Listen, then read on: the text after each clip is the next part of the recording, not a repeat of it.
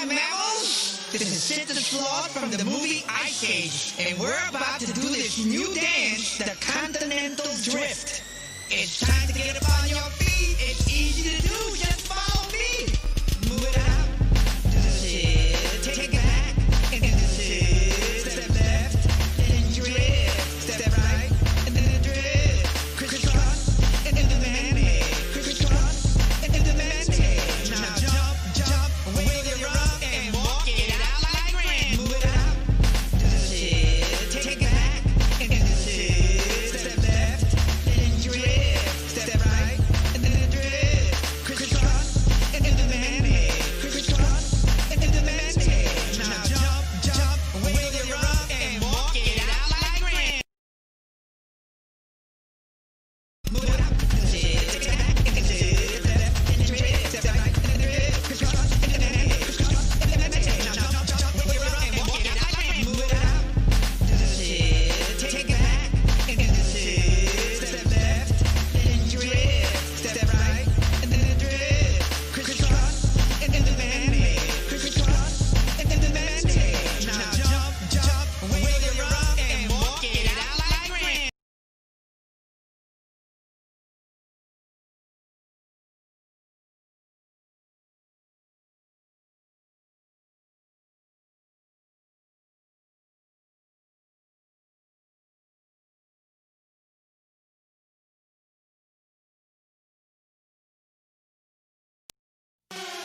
What's up, my mammals? This is Sister Sloth from the movie Ice Age, and we're about to do this new dance, the Continental Drift. It's time to get up on your feet. It's easy to do. Just follow me. Move it up.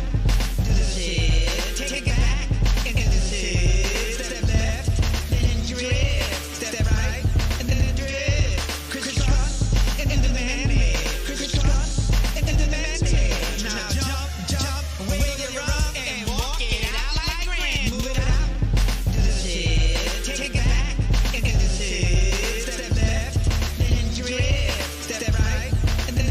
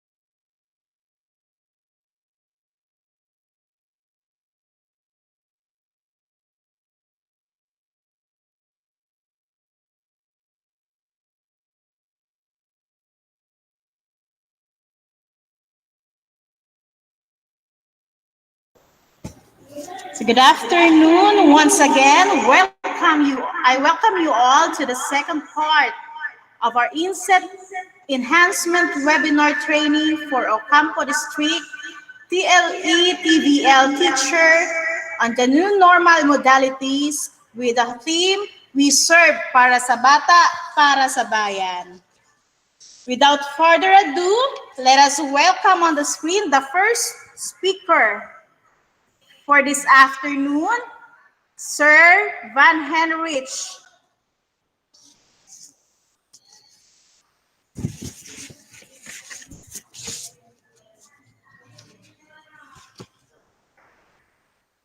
Hello everyone and welcome to my tutorial on the Zoom application. So, he's the ICT I would like to greet you all coordinator. a good day and welcome sa aking tutorial. Sana may matutunan kayo. So before we begin with anything else, Of Altamarino Clasillo High School.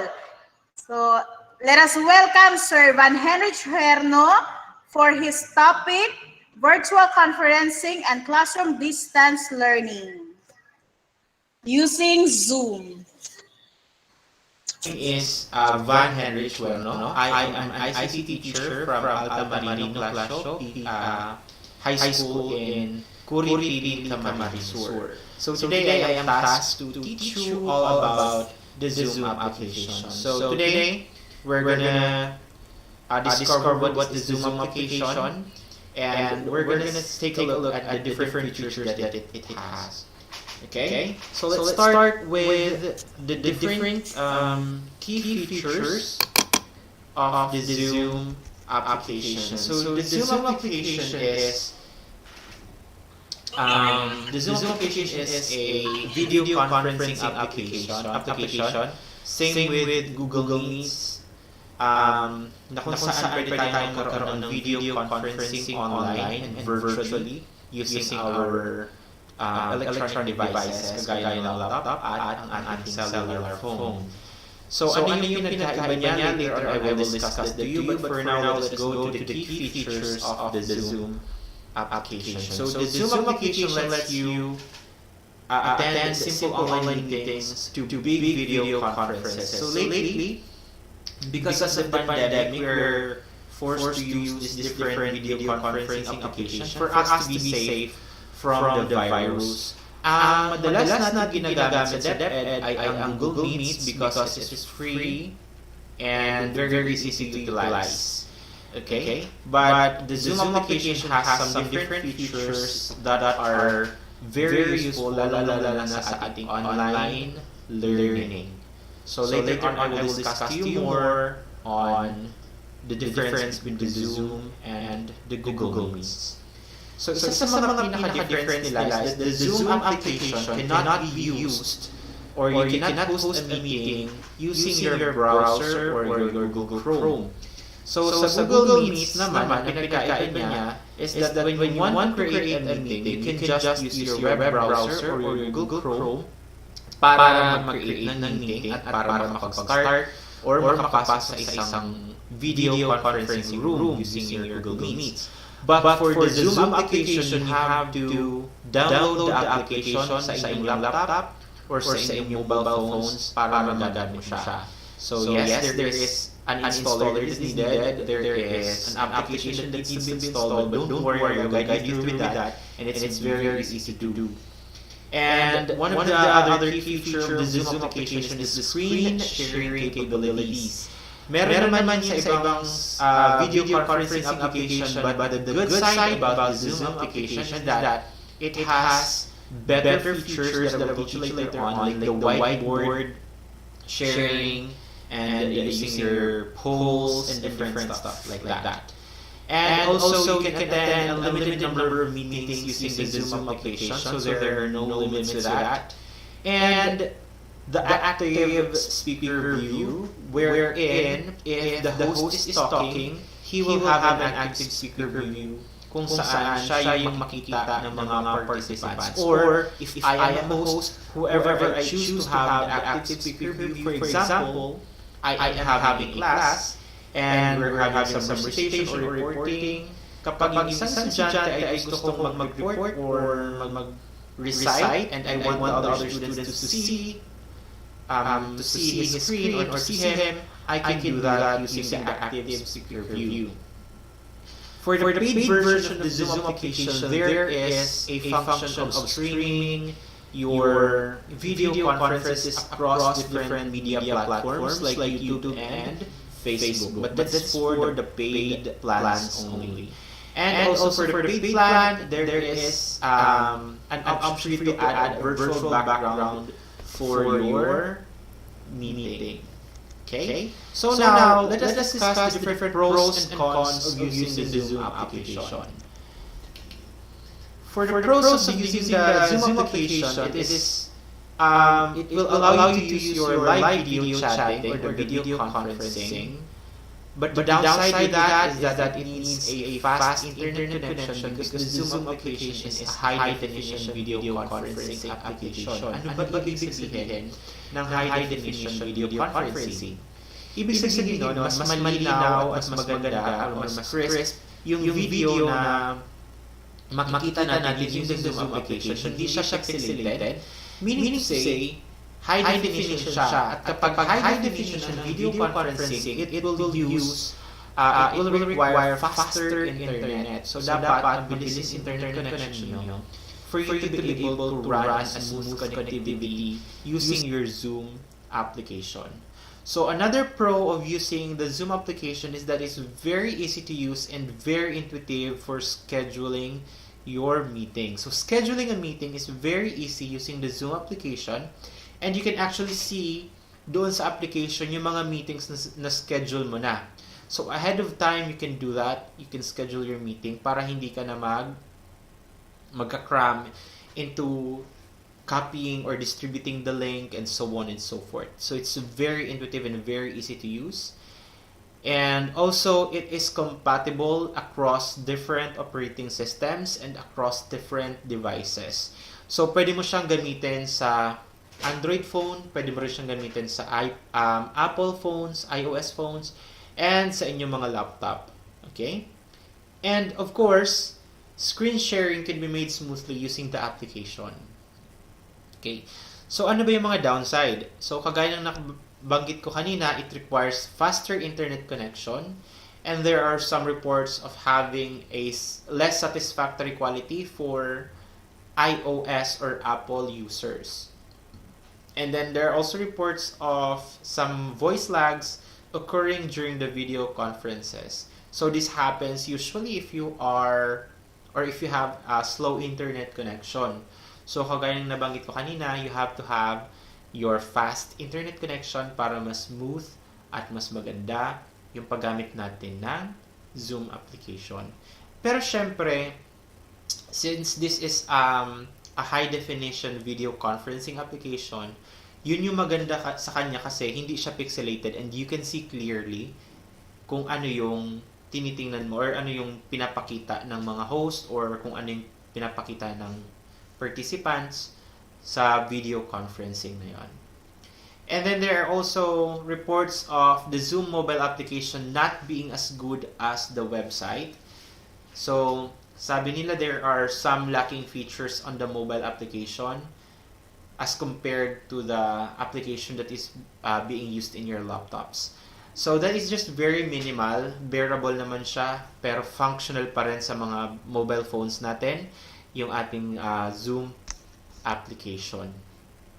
So for the pros also, audio calling can be recorded. You can record your calls. You can also record the video conference.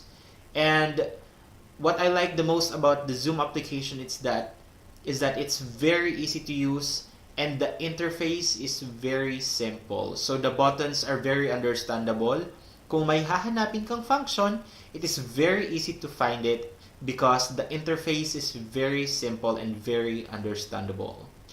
And it is said that the learning curve is very short in using the Zoom application. It has the ability to include people via phone call, and very innovative yung mga features nila like the whiteboarding and polling. So yung whiteboarding, kagaya ng nabanggit ko kanina, is just like using your laptops or your devices as virtual blackboards so that your students can see or can actually look at examples of drawings, formulas for mathematics teachers, and other stuff like that. And the polling feature wherein you can vote. For example, sa isang klase you have to vote for something, there is a polling feature. For other downsides of the Zoom application, ito yung pinakaayaw ko na downside niya is that it limits your calls or your meetings to 40 minutes kung gumagamit ka ng free plan. So if you're using the free plan, there is a time limit of 40 minutes per meeting if there are more than 3 participants. Again, pag merong more than 3 participants sa isang video conferencing using the Zoom app, every 40 minutes, kailangang mag-cut ng video conference ninyo. And you have to start for another new meeting. Okay, that is because there is a paid version for this. And I don't think, as a teacher, we can afford that for the time being. Okay. So now, let us look a comparison of the Zoom and the Google Meets. Kasi nga naman, di ba, if there is already a Google Meets, bakit pa tayo gagamit ng Zoom meetings? So I want you to visualize kung ano yung pinagkaiba nila. Okay, for the number of attendees, by the way, this is for the free plan for both video conferencing applications. So for the number of attendees, for the free plan sa Zoom, there is a total number of 100 participants in the free plan for the Zoom meeting. Same with the Google Meet. So pwede kayong makapag-attend ng 100 participants in your meeting. For the number of attendees in one screen na makikita mo, so for the Google Meets, you can see a total of 49 attendees sa isang screen. Pero sa Google Meets, we can only see 16 participants during a video conferencing. So for the paid plan amount, mas mahal yung Google Meets, mas mahal yung Zoom meetings kaysa sa Google Meets. Okay? So both this video conferencing app is capable of video sharing. The Zoom is capable of recording while the Google Meets is not. And for the time limit, the Zoom meeting only have 40 minutes unlimited one-on-one meetings. Okay, so 40 minutes lang yung pinaka-maximum niya for the free plan. Pero kung one-on-one lang kayo, unlimited, walang time limit. Pero sa Google Meets, usually, the Google Meets only has 1 hour time limit. Pero sa ngayon, because of the pandemic, they are letting us use Google Meets 24 hours. But this is only until September 30. So sa September 30, hindi na natin magagamit yung feature na yon na libre from the Google Meets. And then both this video conferencing application can connect to to conference room. And sa Zoom meeting, meron lang kagaya ng nabanggit ko kanina, meron lang tayong mga security problems for the end-to-end encryption. I will not go into detail with that. And for the email integration in the Zoom meeting, magagamit natin yung ating Outlook accounts. So yung meron naman tayong mga Outlook accounts, right? So this is what we used in activating our DepEd Commons. For the Google Meets, yung mga integration niya, yung email integration niya is of course the Gmail, the G Suite account, and other Google products. So, yun yung comparison ng dalawa. So, makikita natin later on kung ano pa yung mas pinagkaiba nila with regards to features of the Zoom application or the Zoom meeting. Okay? So, that's it for my discussion on what a Zoom meeting is. Right now, what I'm going to do is for the part 1 of our tutorial, we are going to sign up for a free account in the Zoom application. So, unang-una yun na dapat natin gawin. We have to have an account for us to be able to use the Zoom meeting. So, listen carefully to this, and if you have your devices, you can follow my instruction.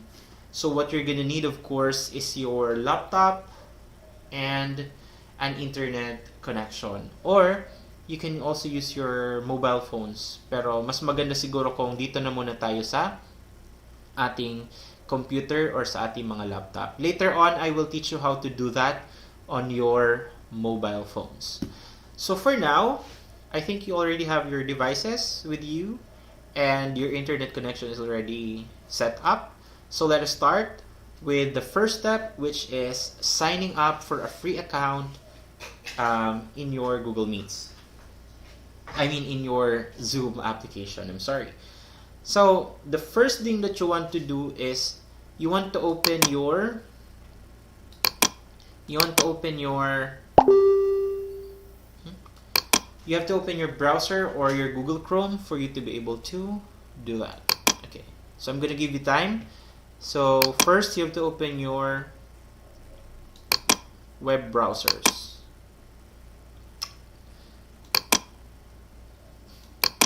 Okay, once you open your web browser, I want you to go ahead to the search bar and type in zoom.us. Okay, so once you do that, I want you to type enter, and then it will just redirect you to the main website or the main web page of the Zoom. Okay, so this is the main page of the Zoom. So for the next step, for signing up for a free account, it's very easy. You can see here on the upper right corner the orange button that says sign up. It's free. So you're gonna go ahead and click on that, and it's gonna redirect you to the sign up page of the Zoom. So yeah, is everybody following? Okay. So once you open up the sign up page for the Zoom application, there will be a verification of your date of birth. Okay, so don't worry, this data will not be stored. They're probably just asking this to know if you're in your legal age to use the Zoom app. Okay, so I'm gonna go ahead and enter a birthday here. I'm just making up some birthday, random birthday. Okay, so once you put your birthday here, you're gonna click on continue. So it's very easy lang, Okay, you have to click on continue, and it will redirect you to signing up for your free account. So it may take a while depending on your internet connection, so mine is quite slow right now. Okay, so hope that everybody's following my direction. Okay, so again, you're gonna go ahead and see this. Okay, so you're gonna go ahead and sign up for a free account. We have here an option to type in our email address, our work email address, and type in this CAPTCHA and all of that. It will ask us for a confirmation in our email address, but to avoid all the hassle, we're just gonna scroll down and we're gonna take a look at these three different options. We have sign in with the SSO, sign in with your Google, or sign in with your Facebook. So you're gonna choose between signing in with your Google or signing in with your Facebook. So I will choose signing in with my Google. Okay, so once you click that, it will redirect you to choosing which Google account you're going to use for your Zoom registration. So here it is. So I have an option of which account I will use. So let me choose this one. You're just gonna go ahead and click that, the account that you would like to use for for your register of the Zoom account. So I went ahead and clicked on this account. Okay, so let's just wait for that to load. My internet is kind of slow right now, so I hope you can bear with that.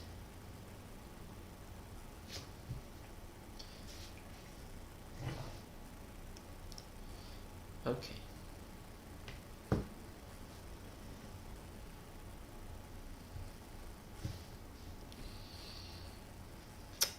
So I hope that everybody's following my instructions right now. You can just take a look very carefully. So now it will ask us to create our account.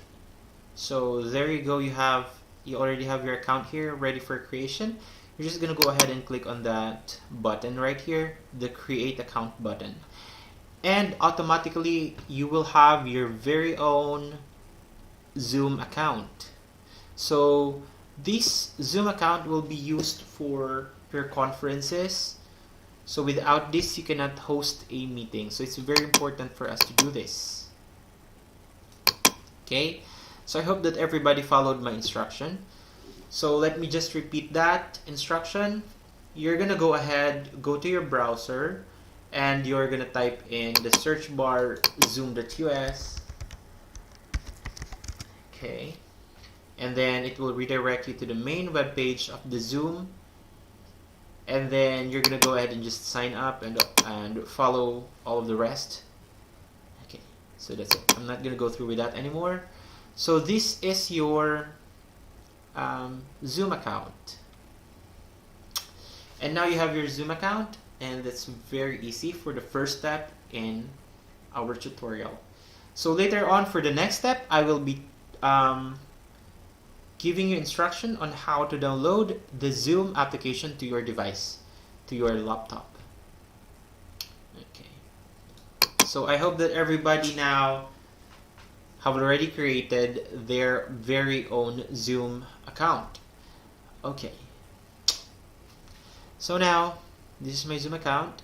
We're gonna go ahead and download the installer for the Zoom app. So how do you download the Zoom installer for your Zoom app? So what you're gonna do is, in the same browser, in the search bar, so this is part 2 of our tutorial, So in the search bar, you're gonna click on zoom.us/download. Again, open your search bar, click on the search, open your web browser, click on the search bar, and then click on zoom.us/download, and you're gonna press enter, and then it will redirect you to the download center of the Zoom website. So this what you should be looking at. This is what you should be looking at. Okay, so the next thing that you're going to do is you're going to look for the Zoom client for meetings. So ito yung hinahanap natin. This is what we want to install in our computer. Don't get confused with the other application right here, just down below. Just ignore them. Go ahead and just click the download button here on the Zoom client for meetings.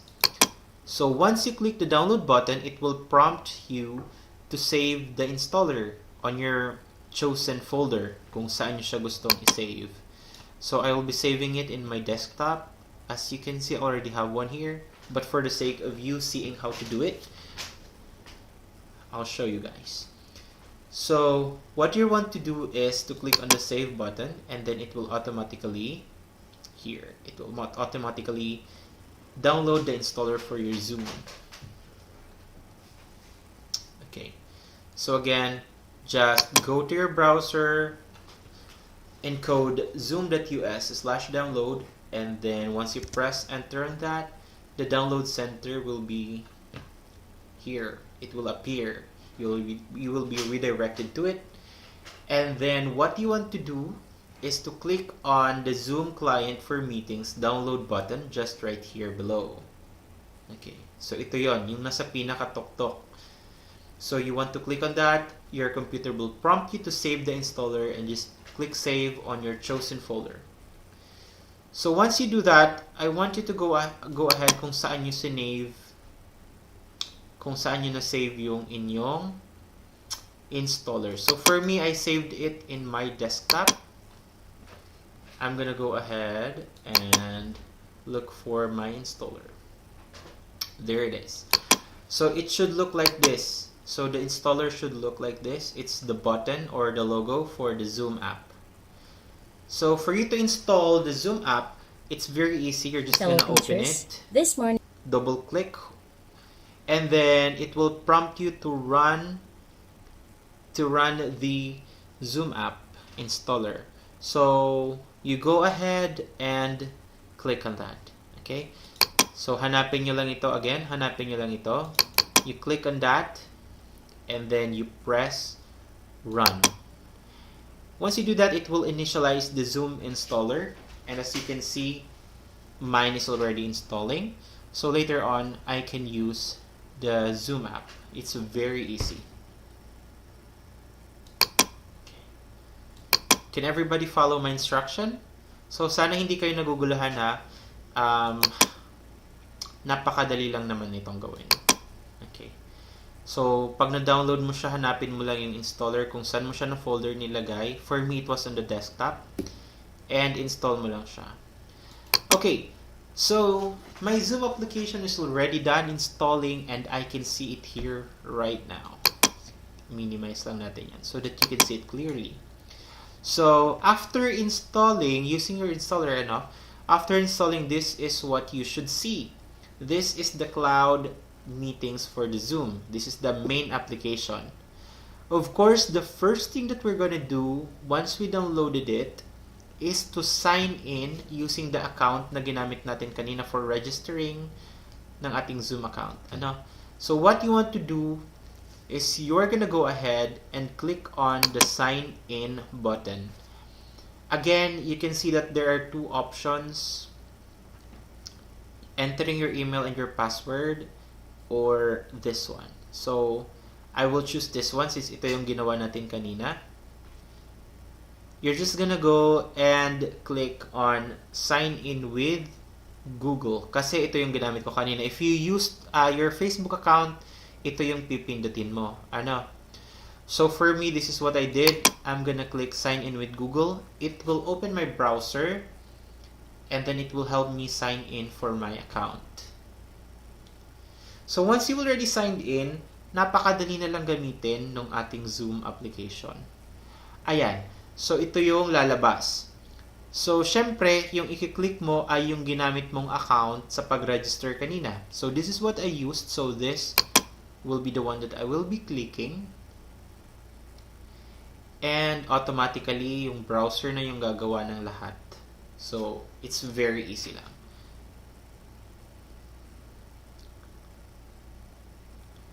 Okay.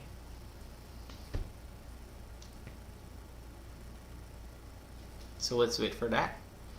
I hope na nakakasunod kayong lahat at sana hindi naman kayo nahihirapan. Okay. So the browser did it all for me. Now my Zoom application is open and it's signing me in.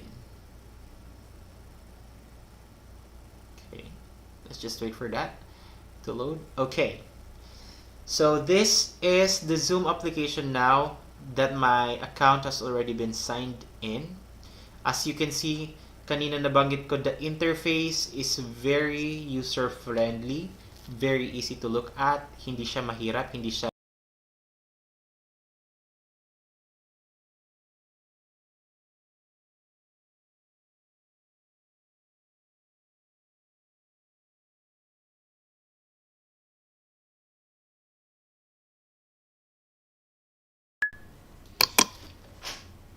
So as you can see, this is now my Zoom application now that I've signed in.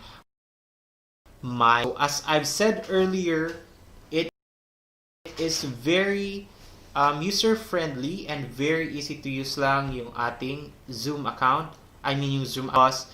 Napakadali lang maintindihan ng kanyang interface wherein there are less buttons than you expect. So meron lang tayong 4 na buttons dito sa taas. These are the home button, the chat feature.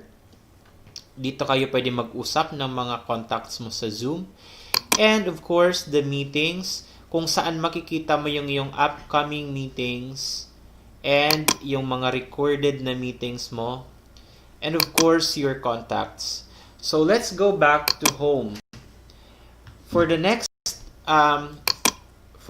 tutorial, what I'm gonna teach you is how to host a meeting. Paano ba tayo mag-create ng meeting?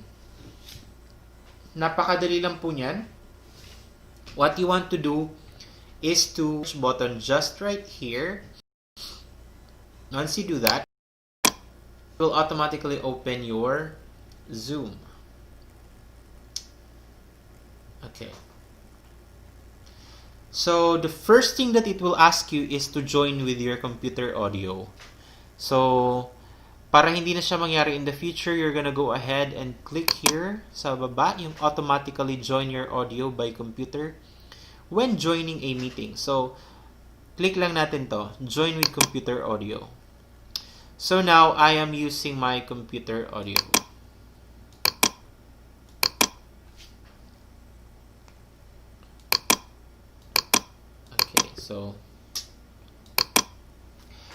So as you can see, makikita nyo lang ay yung avatar or yung profile picture ko doon sa aking Zoom account. So obviously once you click this, it will show you here. So it will show you your video feed, and ito yung makikita ng mga estudyante mo or ng mga participants mo for your meeting, but I will choose to turn this off for the tutorial. Here in this button, makikita mo yung mute option. Ayan. So if you click that, and you can see that the icon has a slash there, it means that your participants or your audience cannot hear you anymore. Unmute that. Okay. So there we go. So these are the first 2 buttons that you can see. So by the way, the meeting is already going on. Pero kung mapapansin niyo wala pang participants, I will teach you later on how to invite your participants. Okay. So let me just use my other device so that I can show you kung paano mag-invite ng mga participants dito sa Zoom. So usually, it's easier for us to communicate with our students using our Messenger. So sa Messenger, napakadali lang natin makipag-communicate sa ating mga students. Kasi sa Messenger, meron na tayong ready-made na siguro mga group chats for our students. So what we want to do, kung kailangan natin ng mag-send sa kanila ng invite link kung paano sila makaka-attend ng meeting, what you want to do is to click on the participants button at lalabas yan. Okay?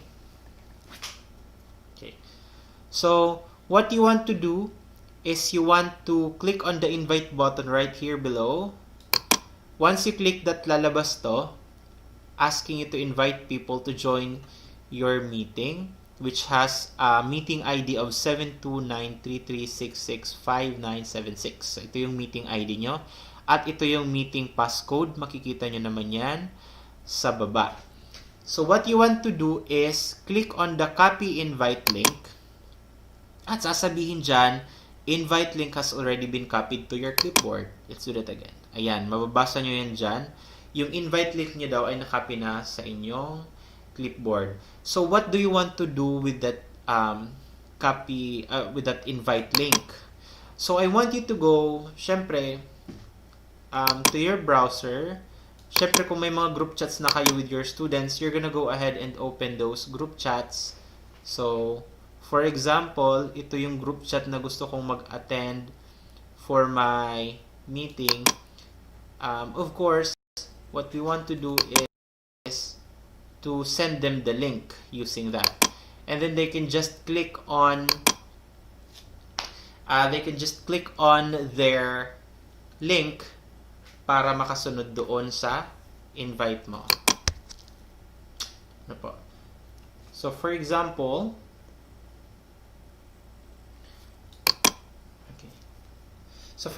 I want to invite someone. Of course, kanina pinakita natin kung paano mag-invite ng students. Kasi yung mga students natin, they are not fond of using emails eh. They are more fond of using their messenger. So you're just gonna, again, ulitin ko lang, copy the link, invite link, and then you're gonna paste that. Paano ba i-paste? So nasa, ano ko na siya, nandito na siya sa aking, okay. So mapapansin niyo kapag click natin yung copy invite link, pag ni-right click natin and nag-paste tayo or nag-control V, ito na yung pinaka-invite link doon para sa inyong mga students. So, they just have to click that and they can attend the meeting. But of course, they have to install their own Zoom application sa kanilang computer or sa kanilang cellphone. So, most probably, ang gagamitin nila ay ang kanilang mga cellphone, which is easier to use. So, mahahanap naman yun sa Apple Store, sa App Store if they're using iOS or Apple devices, or kung gumagamit naman sila ng mga Android phone, they can find the app or the Zoom application doon sa Play Store. Okay? So, yan na yung kanilang invite link. So, send mo lang yun sa Messenger nila or sa SMS or whatever. But for the sake of seeing kung paano ba nangyayari yung invitation by Gmail, so let's go ahead and click on that. So it will just open my Gmail account, and then I can send the link to whoever I want to invite to attend to my meeting. Let's wait for it to load a bit. Okay. So yan, please join the Zoom meeting. Ayan na yung invite link, and then you're just going to have to put here the email address of the person that you want to invite. Okay, so let's try this.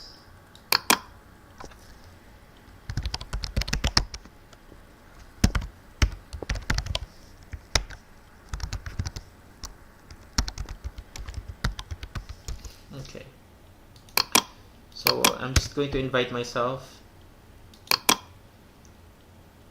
Okay, so I think the message has been sent. I'm gonna go ahead and go to my other device. I'm gonna use my mobile phone and go ahead and check on that link.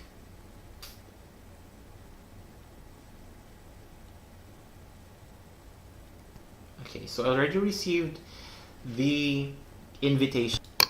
Okay, so I've already received the invitation. I'm gonna go ahead and click that on my other device. And now my other device is preparing to join the meeting.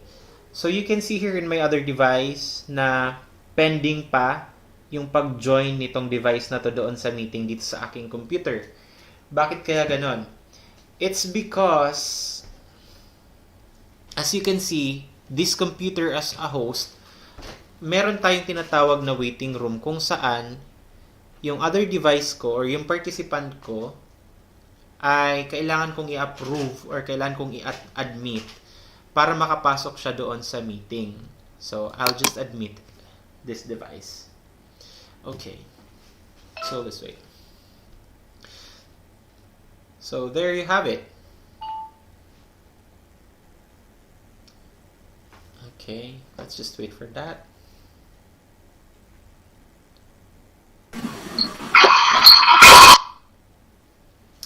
Okay.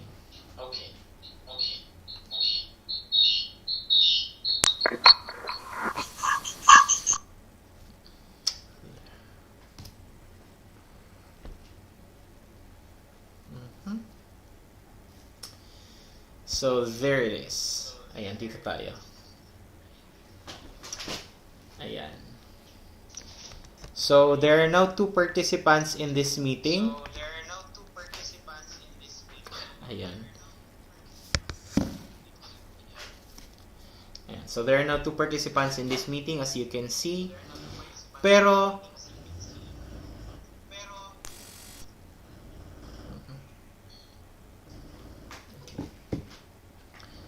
so now there are 2 participants in the meeting. Okay.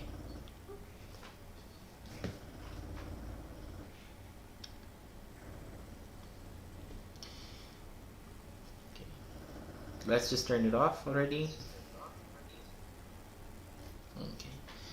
So, ganun, no? So, makikita nyo kanina, there is an option for you to admit your student. So, that is one security feature of the Zoom application. So, for example, nag-send ka sa GC mo ng link, ng invite link, and merong nag-try na mag-attend sa meeting mo na hindi dapat nandoon or from other section or from other grade level, pero nagtatry siya makapag-access sa meeting mo. So, you have the capability to admit or remove that person. Pero kung ayaw mo naman ng merong waiting room, you can go here to the security option. Makikita mo meron ditong iba't ibang features. So first, let's talk about the enable waiting room. Ito na yung pinakita ko kanina na when my other device tried to access the meeting, I have the ability to admit or remove him doon sa meeting. Ibig sabihin, hindi siya basta-basta makakapasok. So ito yon. If you uncheck that, mawawala na yung waiting room. So anyone can enter the meeting. Okay? Another function is the lock meeting. Kapag chinek mo yon, nakikita nyo naka-check na yung lock meeting, ibig sabihin nun, wala nang ibang pwedeng makapasok doon sa meeting mo. Ibig sabihin, sinarado mo na yung link. Bawal na siyang gamitin, hindi na makakapasok kahit na sino. Okay?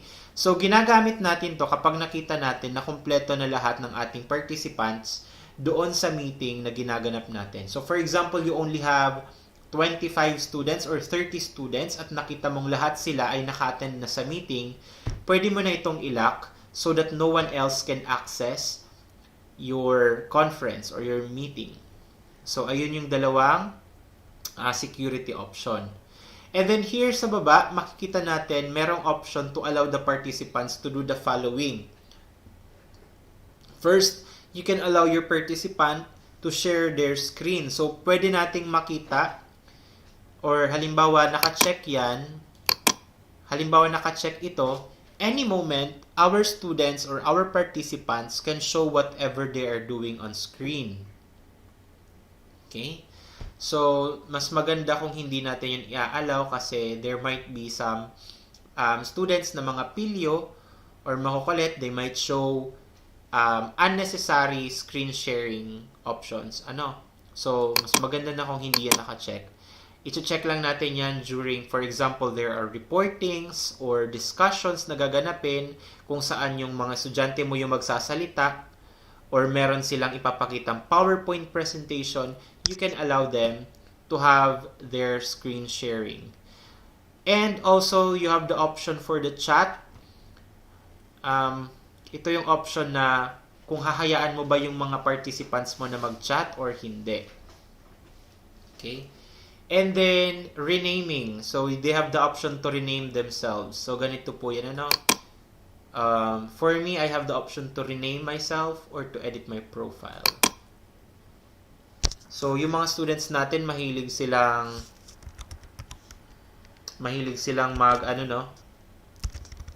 ganyan. Halimbawa, ginawa nilang Korean.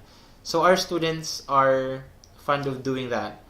So, it's up to the teachers whether to allow the students or the participants to rename themselves or not. And we have the option to allow the students or the participants to unmute themselves. So, for example, nagsasalita yung teacher. If you don't want any other noise from other participants, siguro, na-experience nyo na to during our Google meetings sa DepEd, no? Kapag meron tayong Google meetings, minsan, maririnig natin merong manok na maingay sa likod, may kumakahol na aso, may umiiyak na bata, ganon. Minsan may mga construction, nagpupukpukan ng, maingay. So, minsan, we don't want our students to unmute themselves. So, we want them stay muted para makafocus sila, ang maririnig lang nila ay yung host. So, you also have that option.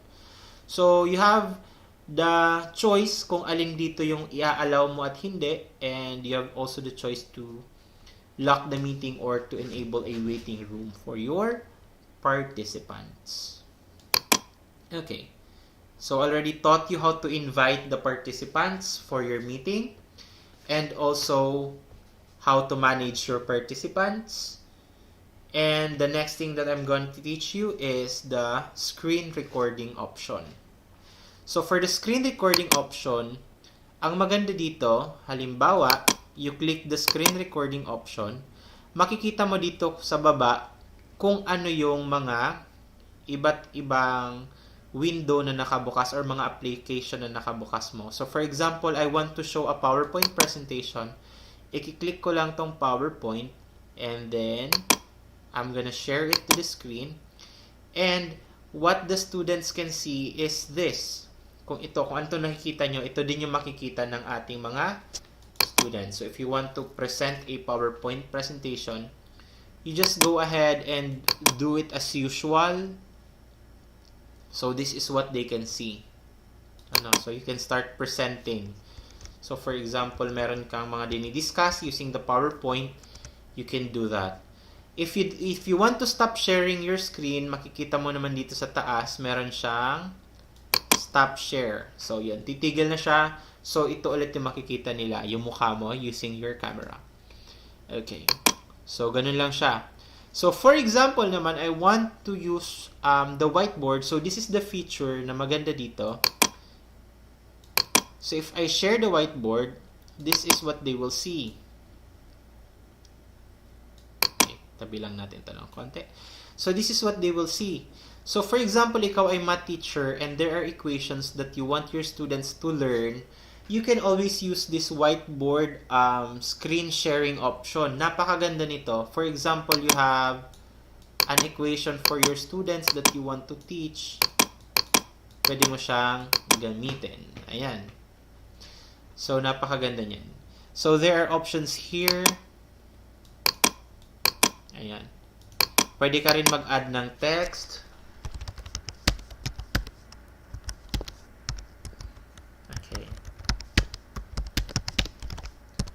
So, ito yung makikita ng mga estudyante mo. So, para siyang whiteboard. Technically, it's just a whiteboard using your screen. Okay? So, ayan. Eraser option. Pwede nating erase kung ano yung sinulat natin. Okay. So, napakadali lang yan. So, for example, meron ka nang nasulat na madami. Okay, for example, nagsulat ka na nagsulat. Okay. And you want to clear it all. You don't want to erase it one by one. You can just do it here. Clear drawing. So, very easy lang naman siya. Napakadali lang niyang i-discover. Lang niya. Very user-friendly. Again, if you want to stop sharing this screen, you can go ahead and press this red button right here on top. Ayan. And then, babalik na doon sa active speaker view. Okay. You can also record your meeting. So for example, gusto mong balikan yung discussion mo or gusto mong ipakita sa mga students mo, you're just gonna go ahead and click here. So ito yung record. So yan, nare-record niya na lahat ng mga nangyayari during your discussions, and halimbawa gusto mong ibalikan ng estudyante mo yung lesson ninyo kasi halimbawa hindi niya naintindihan, you can send them this recorded video siguro via Google Drive. Ganon. So, very easy lang siyang gawin. And also reactions. Ayan. So, that's it. Napakadali lang niyang gamitin. That is basically how you use your Zoom meetings. Okay. So, ayan. So, basically, yan lang naman ang dapat nating matutunan about using your Zoom meetings kung ikaw ay magho-host ng meeting. Okay. So, later on my cellular phone, I will show you how to join a meeting. Okay. So, that's it for my tutorial on the Zoom meeting, on how to use it and how to utilize it. I hope na meron kayong natutunan, and I hope that madali lang ito para sa inyo. And that's all. Thank you very much for listening to my tutorial, and thank you. Yun lang po.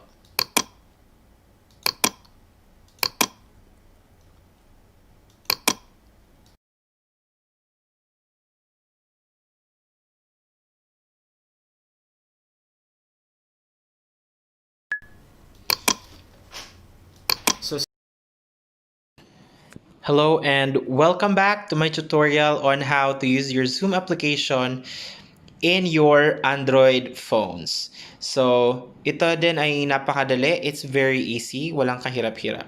So, the first thing that you're gonna do is you're going to install your Zoom application via Play Store. So, you're gonna go ahead and click on the Play Store and hahanapin mo lang yung Zoom.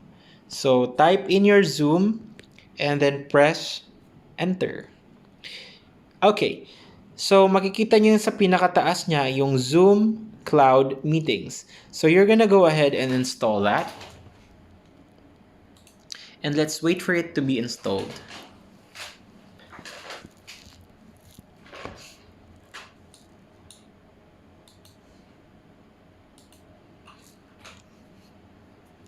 It may take a while sometimes, depending din yun sa internet ninyo.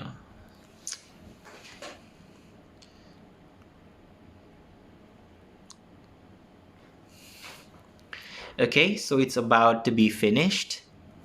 So, hindi naman siya ganun kabigat, no? So, it is only 28 megabytes for your phone. So, once you've installed your Zoom application in your device, you're gonna go ahead and open it. Ayan. So, for me, may naka-sign in na dito. Let me just sign it out. Okay. So, paano mag-sign in sa inyong Zoom account for the Android device? Makikita natin, almost similar lang naman siya doon sa ating Zoom application sa computer. You're gonna go ahead and click on sign in. So, it is asking me for a fingerprint, but I'm not gonna do that. Okay. So, makikita natin, the same option, merong signing in by encoding your details or signing in with SSO, with Google account, or with Facebook account. So, I'm gonna go ahead and click on the Google account because this is what I used earlier. So, I'm gonna use this account on top because ito yung ginamit ko sa pag-create ng aking Zoom account. So, I'm just gonna go ahead and click on that. Ayan. Okay. So, Zoom should launch in a few seconds. If not, please click the button below. So, I'm gonna go ahead and click that. And automatically, it will open my Zoom application in my phone. So, makikita natin, it has the same features. We have the new meetings. we have here the new meetings, and we have here the join a meeting, schedule a meeting, and screen sharing. We have the option to add a contact, and down here below we can see meet and chat, the meetings kung saan makikita natin yung ating scheduled meetings, yung ating contacts, at of course the settings.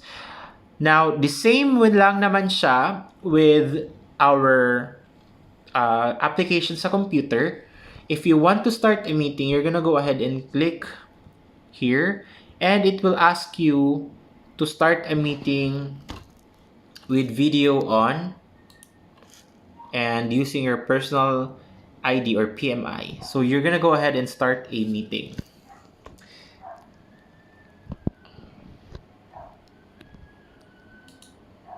Okay.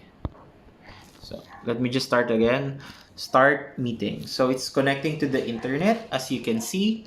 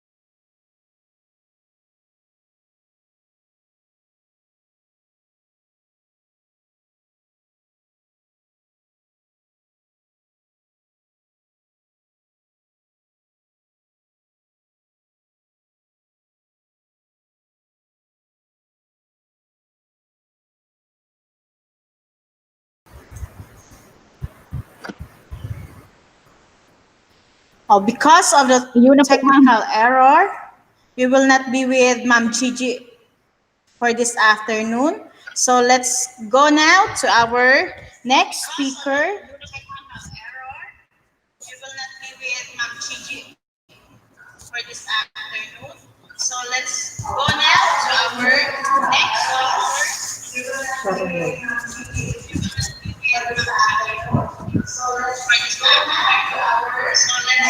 So our next speaker is a teacher here in Ocampo District, the Malate Olas High School.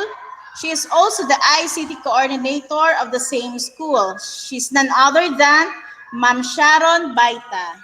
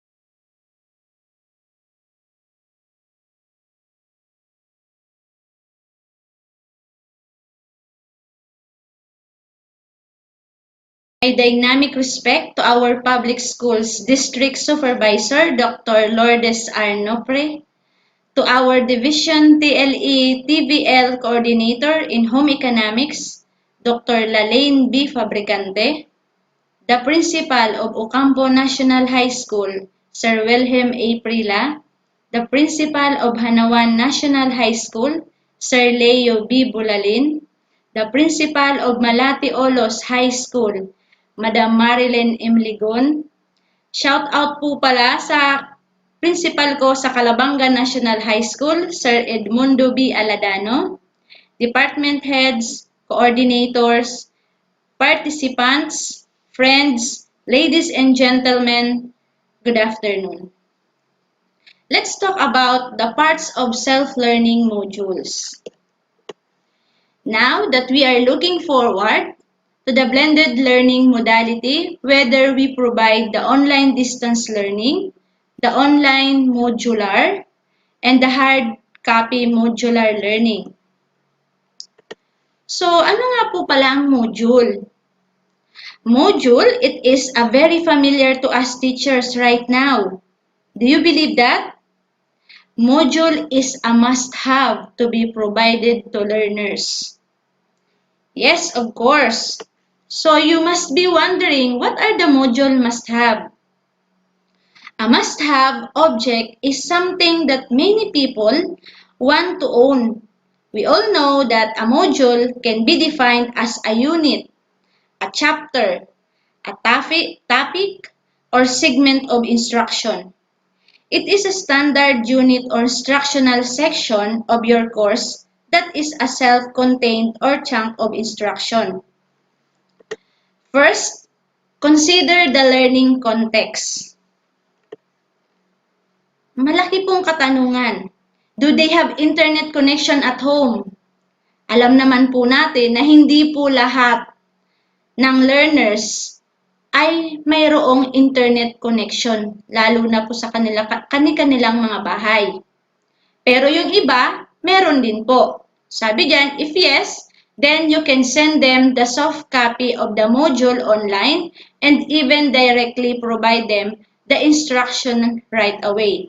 Siyempre po, tayong mga teachers and as an advisor, kailangan po natin mayroon po tayong internet connection sa bahay or sa ating mga gadget, lalo na po ngayon na may pandemic crisis. Dahil nga po dito sa ating mga module na para mas mapadali po natin maibigay o maipaabot sa ating mga learners or ating mga estudyante.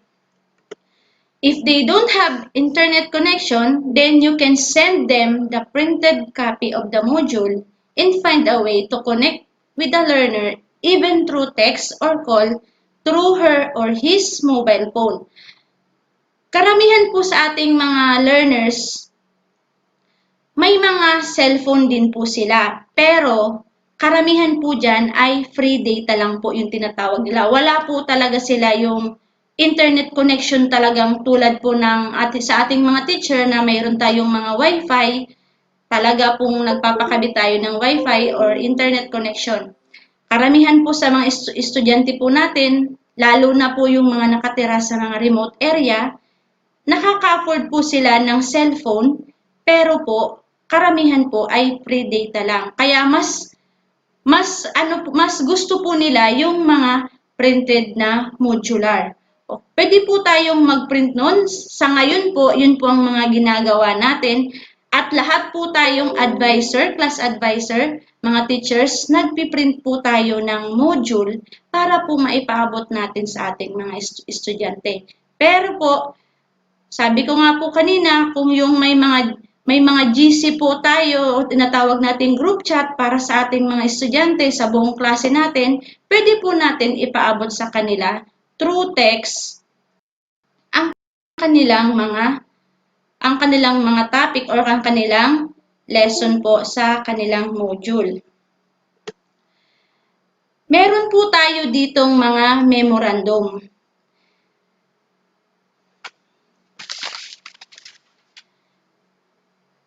There are division memorandum within connection to prepare of our module.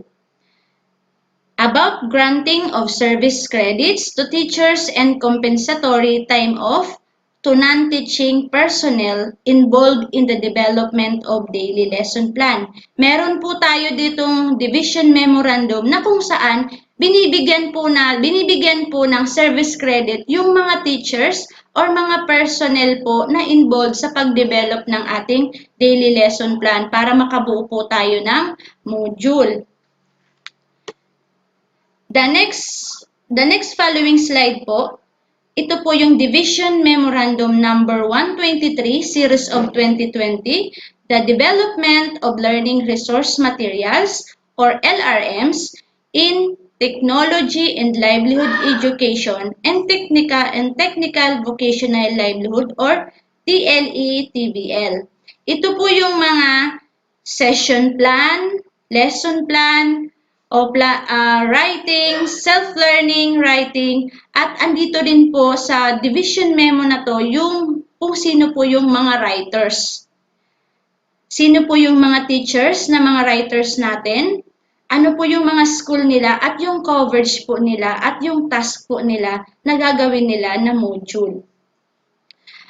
Tulad ko po, example ko po, isa po ako sa pinalad na makasama po as a writers sa Beauty Care Nail Care.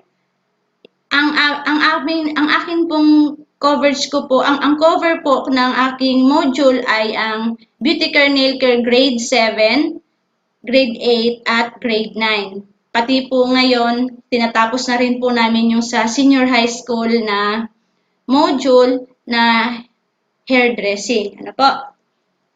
Okay. Another division memorandum po, number 166 series of 2020, suggested instructional design for self-directed module or activity sheet. Ito na po yung pinaka-format po ng ating ginagawang mga module.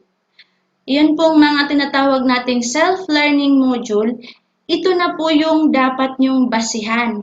Kasi po, ito po yung pinaka-kompletong format kung paano po gumawa o makabilog ng isang module. Andito po yung title of material introduction, andito po yung objectives, vocabulary list, pre-test, learning activities, yung tatlo pong practice task, 1 to 3, yung post-test, assignment or additional activities, and the answer key. Ano po? Yan po. Ito po yung example ng finished product na po ng isang module. Sample ko po dito yung ginawa po naming module sa grade 7 and 8 and grade 9. Andyan po yung title ng module kung ano pong number, and makikita nyo po may mga pictures. Sa pictures pa lang po, makikita nyo kung ano na yung lesson, para saan po yung module na yan. Ano po yung topic ng module na yan. Yan po yung mga nasa picture. For example, ito pong grade 7 and 8, Beauty Care Nail Care Services, makikita nyo po dyan, Module 1, mga tools po sa nail care.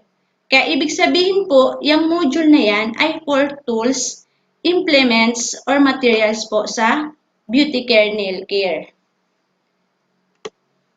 Next po, ito pong week number, lesson number, and the module title, module number, andyan po. And dito po sa kabila, makikita nyo po dyan yung development team of the module. Dyan po, makikita nyo po kung sino ang writers ng module na yan. Sino po yung nag-edit or editor, sino po yung nag-illustrate or layout artist, at sino po yung mga management team. Dyan po natin makikita kung ano po or kung sino po yung kabilang sa development team ng module na yan. Ano po? And the next following slide po, the specific parts of the module are the following. Ito na po yung pinakakumpleto po ng module. Ano po ba yung dapat natin makita sa isang module? Nandyan po yung title module overview. Andyan po yung objectives.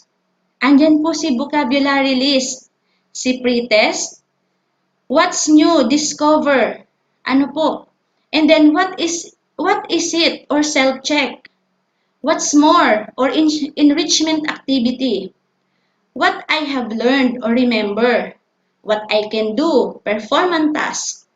What's the score, progress check. What's more to do or assignment and additional activities. Answer key. And then, in the next slide po, ito na po si introduction. Introduction or ito na po yung title module ng overview. Sabi po dyan, this identifies the module which include a brief rational introduction on what learners will learn in this module. Si objectives naman po, it refers to the competencies that need to be achieved and were gleaned from the curriculum guide anchored by the most essential learning competencies. And the vocabulary list. Bakit po ba may vocabulary list? Sabi dyan po, defines all the keywords and short phrases that appear in the module to help learners use them appropriately in context. Yung mga keywords po natin sa lesson natin, dyan po makikita kay vocabulary list. And the next slide po ay si pretest. Ano si pretest? This is given to determine and evaluate learners' knowledge and skills prior to starting the module. Dito po natin makikita kung ano yung nalalaman ng ating learners. And then, what's new or discover? Ano pa yung madidiscover ng ating mga learners sa module natin? It is the part that contains the comprehensive discussion of the different lessons or topics embedded hereto. Some concepts are presented with drawings, illustrations, short stories, songs, poems, and situational activities as well. This will also provide the learner to refer to supplemental material like textbook, reference, video, link to online material, news, articles, manuals, etc. to easily facilitate learning. Makikita niyo po dyan, what's new, discover. Ito po, kung ano po yung gusto natin ipakita pa sa ating mga learners. For example po, another video para may gayahan po siya. Another video po, ilalagay niyo po dyan yung link. Kaya makikita niyo po dyan, may mga link pong nakalagay dyan. Iyan pong link yan, pwede po yan isang video, isang poem, isang interview, isang situational activities. Andyan po. And then, andyan na po, papasok na dyan si lesson information. About saan po yung ating lesson? Ano po? And the next slide po is what is it or self-check. Ito na po, titingnan na natin dito kung ano talaga yung natutunan. Anong natutunan sa binasa or sa lesson ng ating learners. Sabi diyan sa self-check, it is usually gives the learner a brief overview of what is being tackled in this module. Its purpose is to help students to easily understand the concept of the lesson. Ayan po, yan po ang tulong ni self-check sa ating mga learners. Ano po? And then, the next slide is what's more or enrichment activity. Sabi dyan, these are learning exercises provided for all through understanding of the embedded concepts. The next slide is what I have learned or remember. Ito po dito, ano yung natutunan o naalala ng learner sa ating lesson? Sabi dyan, this includes some guide questions or learning activities to test students' learning. Ito po, isa pa po itong activity, see what I have learned. Isa pa po siyang activity or another guide po para matest pa po kung ano pa po talaga natutunan ni learning sa ating lesson. Then, what I can do or performance task. Ito na po yung si performance task. Sabi diyan, these are learning activities or assessment that ask student to perform or demonstrate knowledge, understanding, and proficiency that yield a tangible product and or performance in real-life scenario that serve as evidence of learning.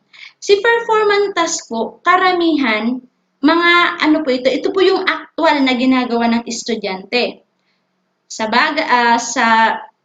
panahon po natin ngayon, dahil po nga mayroon tayong pandemic crisis, karamihan po sa ginagawa namin na performance task as a writer, mga naka-home based na po ang activity nila sa performance task. Para po maiwasan din po yung COVID ngayon. Ano po? Iyan po yung example po ng ating performance task. And the next slide is what the score or progress check. Sabi diyan, exercise that check the extent the students have learned the lesson. Sa performance task po, since demonstration siya, kailangan po palagi diyan may scoring rubrics. Or ito po yung tinatawag natin progress check. Ano po, or dito po natin makikita kung ano yung score na natutunan ng ating learner o natuto ba siya, nakagawa ba siya, kaya bibigyan po natin siya ng score. Kaya may tinatawag tayong scoring rubrics. Ano po? Then, what's more to do? Or ito po yung mga ginagawa nating assignments or minsan po, additional activities siya. Sabi diyan, it is provides activities designed to correspond to specific objectives and that reinforce the information provided. Ano po?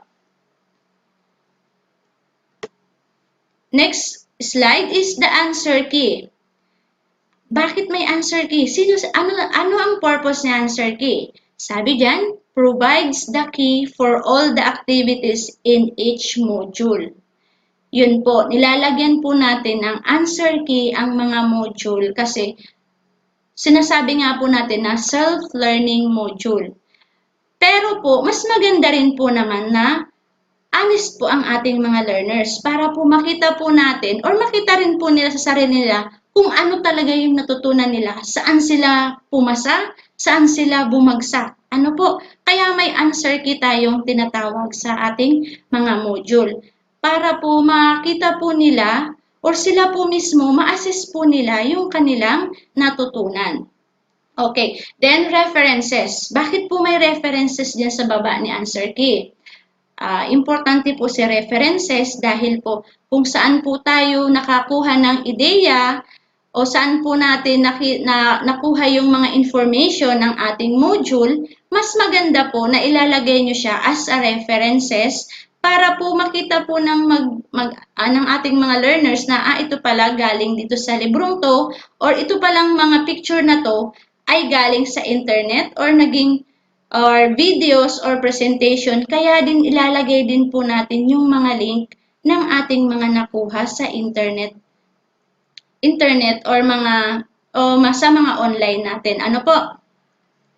Okay po. Thank you very much and have a good day.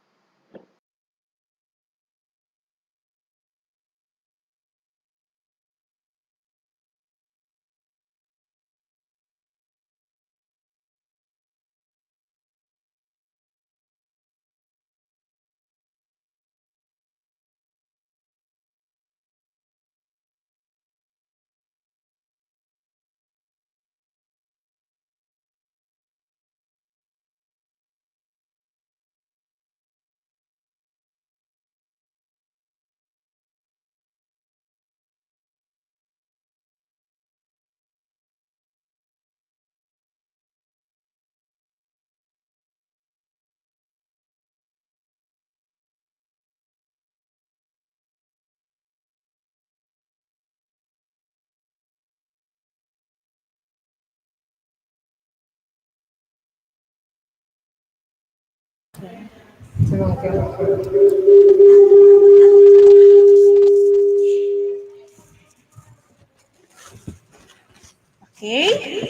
Thank you, Ma'am Crisel Sales of Calamba National High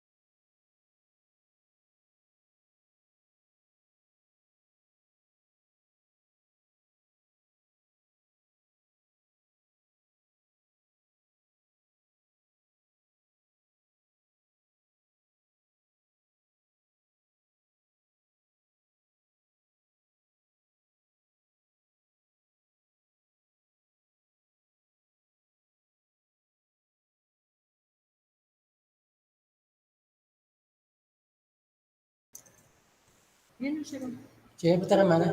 Hello? Yes, ma'am, sige na po. Proceed na po. Proceed. Hello, nadadangog po nindo ako. Yes po. Okay Ma'am, na po. Sige na, ma'am. Sige na po. Anak ko gala. Okay na po. Ma'am, okay na. Sige po. Okay, so good afternoon again. Nagbabalik po ako. Balik ng balik. Sige po. Thank you po.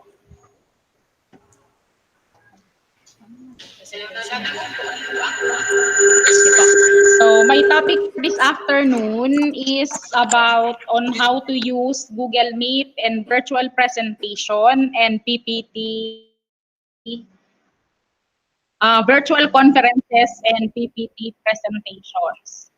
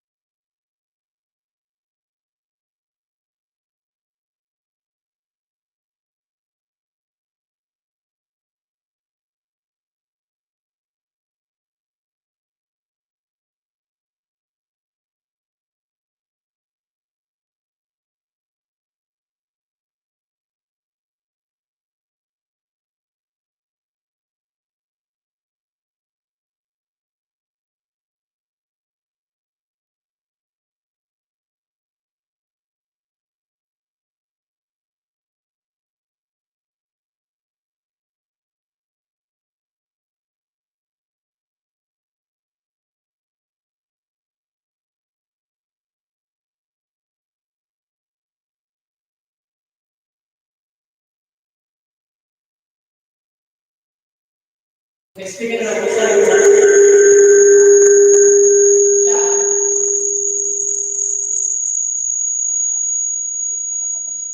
because because of technical problem.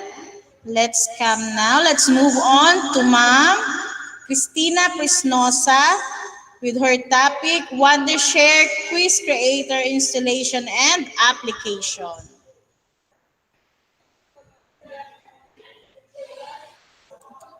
Good day, everyone. I'm Cristina Fresnosa from Hanawan National High School. So, I am tasked to discuss about interactive quiz creator.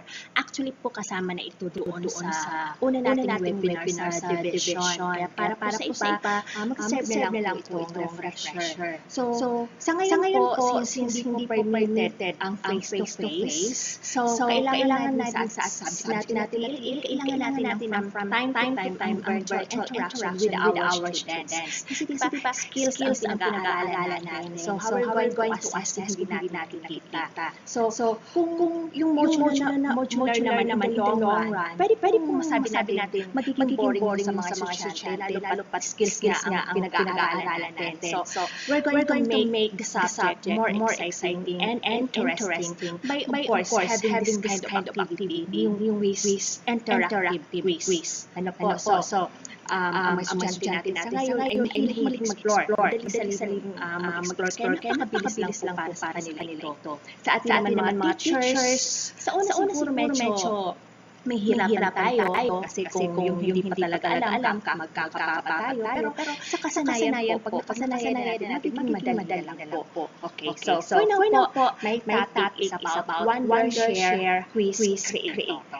Ito po yung Wondershare Quiz Creator. So, ano nga ba ang magagawa ng Wondershare Quiz Creator? So, una po, it can create quizzes easily. So, there are different types of quizzes that you can choose from. Napakadali lang po gagawin in just a minute. Okay, minutes. Okay, so next is manage quizzes efficiently. So, you can secure your quizzes with a password and you can manage the quiz results easily. Next is customize quiz template freely. So, there are different templates that you can choose from para maging mas maganda ang presentation ng quiz mo. And next is deliver quizzes anywhere you want. So, since kung may copy na yung mga estudyante nyo, so they can access it anywhere. Ano po? So, let's start with the installing of the quiz maker. So, meron akong link na ibigay.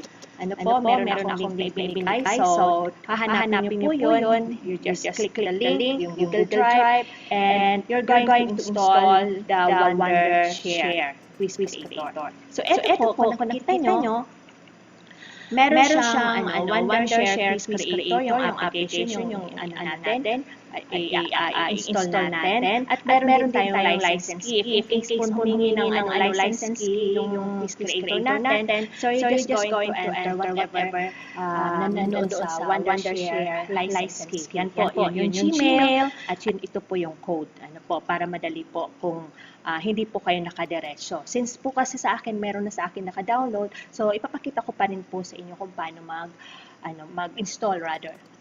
Okay, so ito po. So, yan. May password kasi.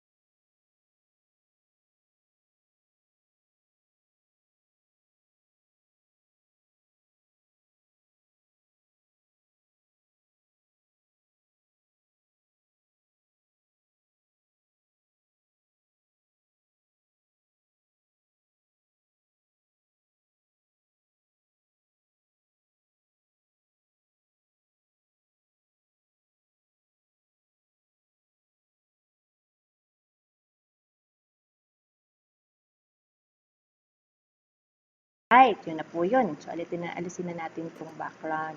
Okay, so, yan. Ito yung pinaka-mukha. So, option nyo na lang yan. Turn off na lang. Kasi mas maganda po nitong mag-install. Hindi kayo nakakonect sa internet. Kasi kung ano-anong lumalabas eh. Na po. So, anuhin natin yan. Yan po. Okay. So, ito po yun, Wondershare Quiz Creator. So, meron pong create a quiz, open a quiz project, create a survey, o yan, open a survey project. So, siguro po dito muna ako mag-focus sa quiz. Ano po? So, we're going to click now the quiz, create a new quiz.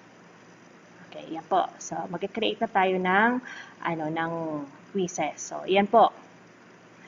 So, nakikita natin yon new quiz, yan, true or false. So, madami, these are the types of the quiz na pwede nyo pong magawa sa Wondershare. So, ina-advise ko po na mas maganda kung yung quizzes mo, meron ka nang prepared, kasi copy-paste ka na lang ng copy-paste. If possible, lahat ng kakailangan mo, picture, audio, kung meron man. So, i-store nyo na po sa isang folder para hindi na kayo mahirapan pang maghanap. So, isahan na lang siya para dun ka na lang pupunta. Kasi nga, copy-paste, medyo matagal yun. Okay, so, dito po magsimula tayo, quiz properties. Titingnan naman, set muna natin ang quiz natin. So, click quiz properties. May lalabas po yan dyan. Yan. Quiz information. Okay, so meron po dyan quiz information, quiz settings, quiz result, question settings, and others. Okay, quiz information. So, lalagyan nyo po ng title. So, sabihin natin, quiz 1. Yan, quiz 1. Yan. So, yan ang quiz title natin. Okay, so author, syempre tayong author, lalagyan natin ng information about ourselves. So, edit information, since ito na po, yung information sa akin, yung author, siyempre, name ko, email address ko, then the company, the school, then department, of course, Department of Education. And then you can write a short description here. So, eto po, pwede nyo rin itong lagyan ng picture nyo. So, hanap kayo ng pinakamagandang picture nyo. Okay, so, browse nyo, click the browse. Yan. So, eto po, ito sinasabi ko na isang folder. Dito ko na nilagay. Ito, 5 years ago. Pero okay lang naman. Okay, open. Yan, nandiyan na po. So, meron na tayong information kompleto na. Okay, click mo na yung okay. Yan.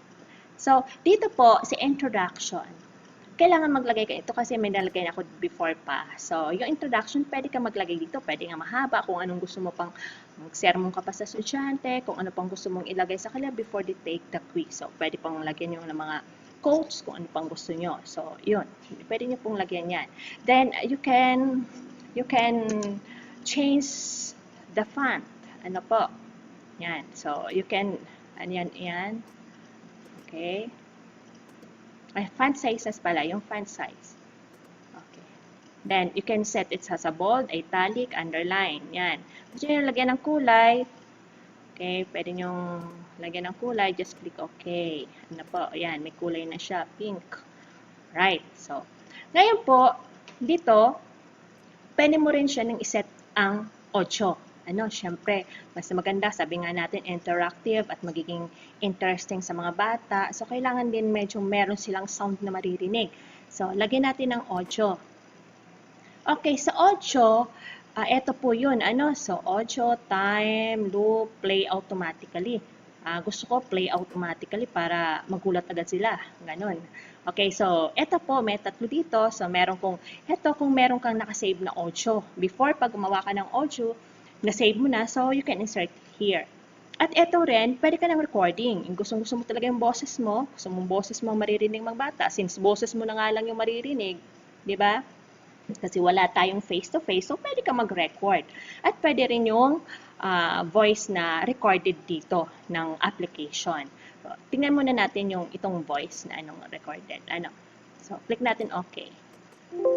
Yan. So, play natin. Please read the questions carefully. Yan, okay. So, meron din pong babae yan. Okay, balikan natin. Alright, so, record tayo. Ano nga yung sinulat ko? Yan, record natin. Click this one, i-record natin. Okay, would you like to replace the original audio file? Okay ka lang. Okay, so, please read the questions carefully. Good luck. Yan. Ay, balik tayo. Okay, play natin. Okay, so please read the questions carefully. Good luck. Yan. So, meron na tayong audio, recorded audio, pangalan ko, boses ko pala. Okay, ngayon yung media, gusto mo yung lagyan ng picture, para makita agad na may picture din. So, click the browse, hanap ka ng picture. Since sa computer tayo, ito na yung natin. Yan. Lagyan na natin dyan. Yan. So, display quiz statistic, then collect data of participant. Alright. So, okay na to, yung information. Okay na po. So, yan na. Kung meron pa kayong dadagdag, pwede nyo gawin yan. Mas pagandahin nyo pa, nasa inyo po yan. Mas maganda. Ano po. So, punta tayo dito sa another tab na quiz settings. Yan. So, passing rate.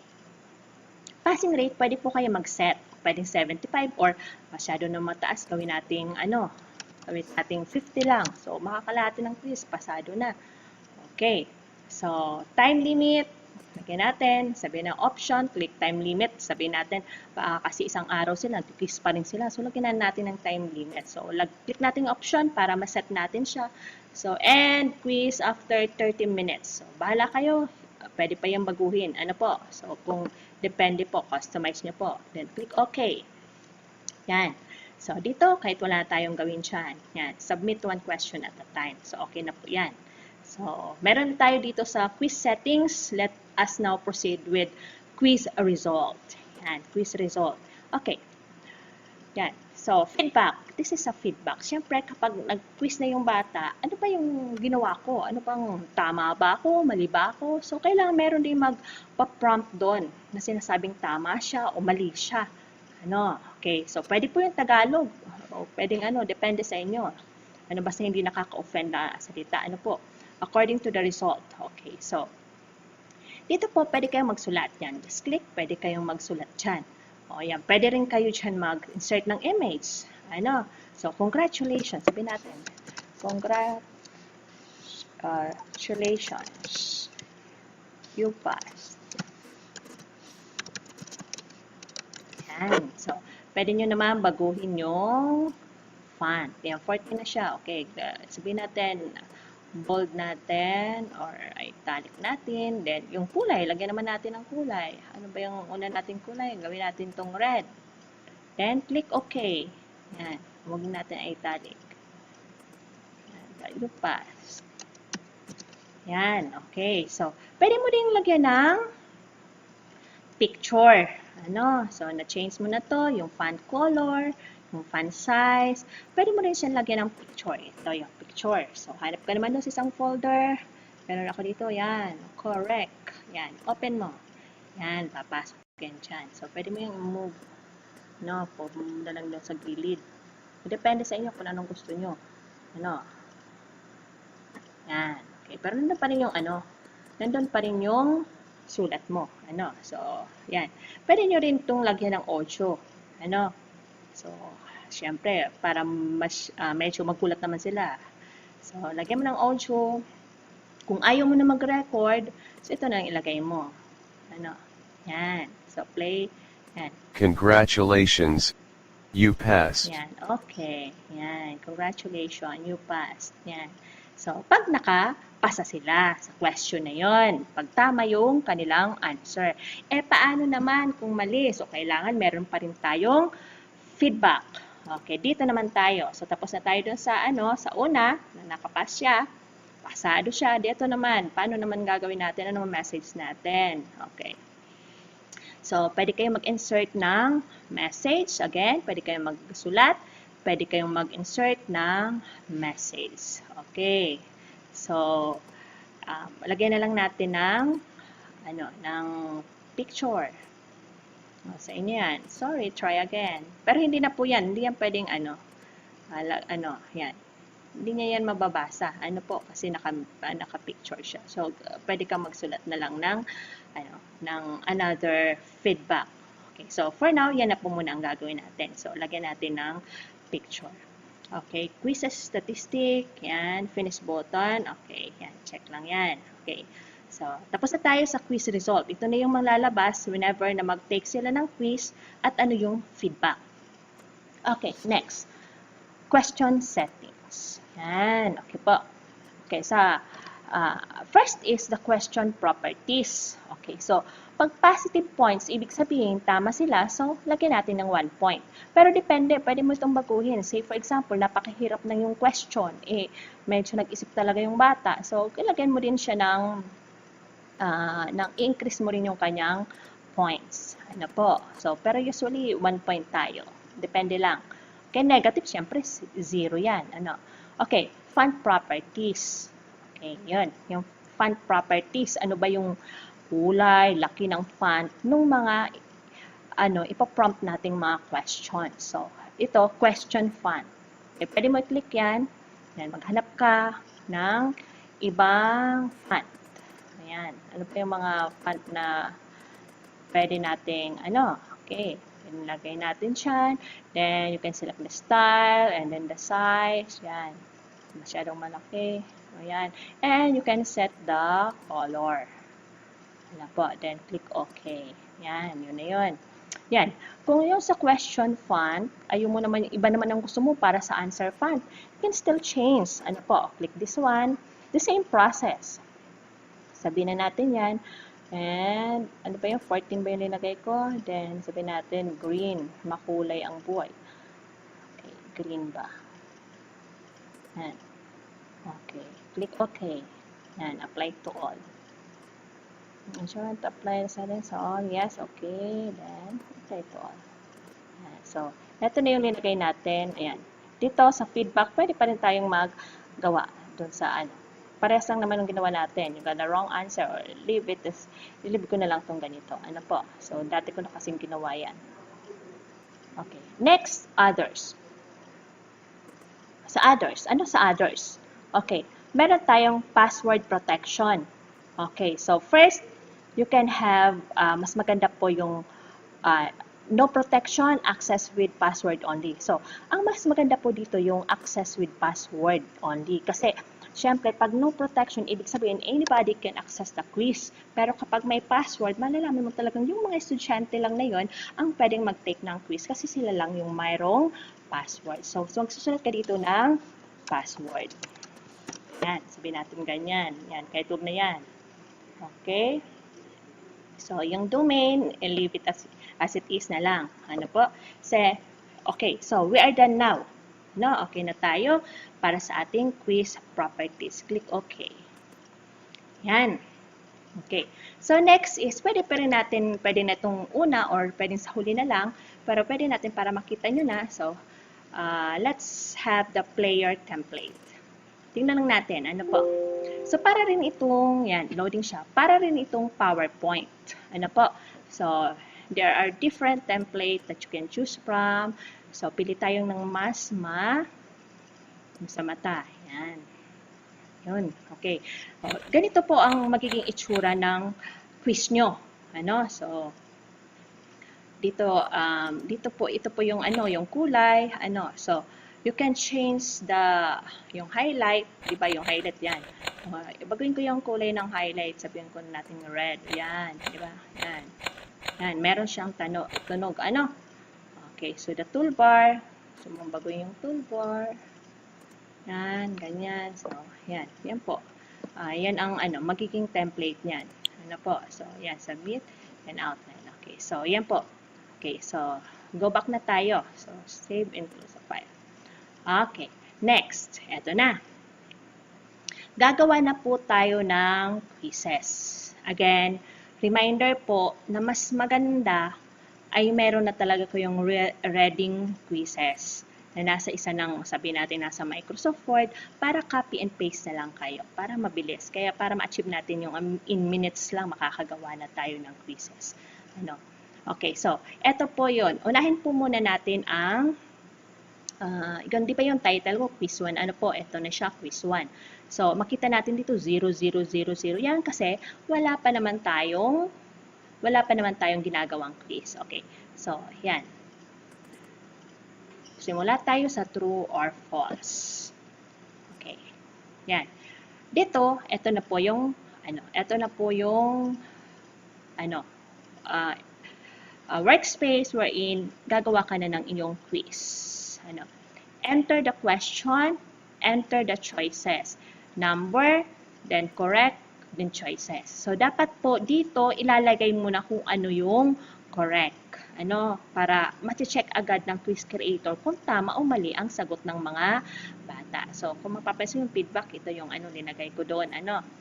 Okay, so, enter nasaan tayo? True or false. So, again, sabi ko nga, naka-ready na. So, copy and paste lang tayo. Hanapin ko yung, saan ba yung mga quizzes ko. Okay, so linagay ko to sa Word. Open ko na siya.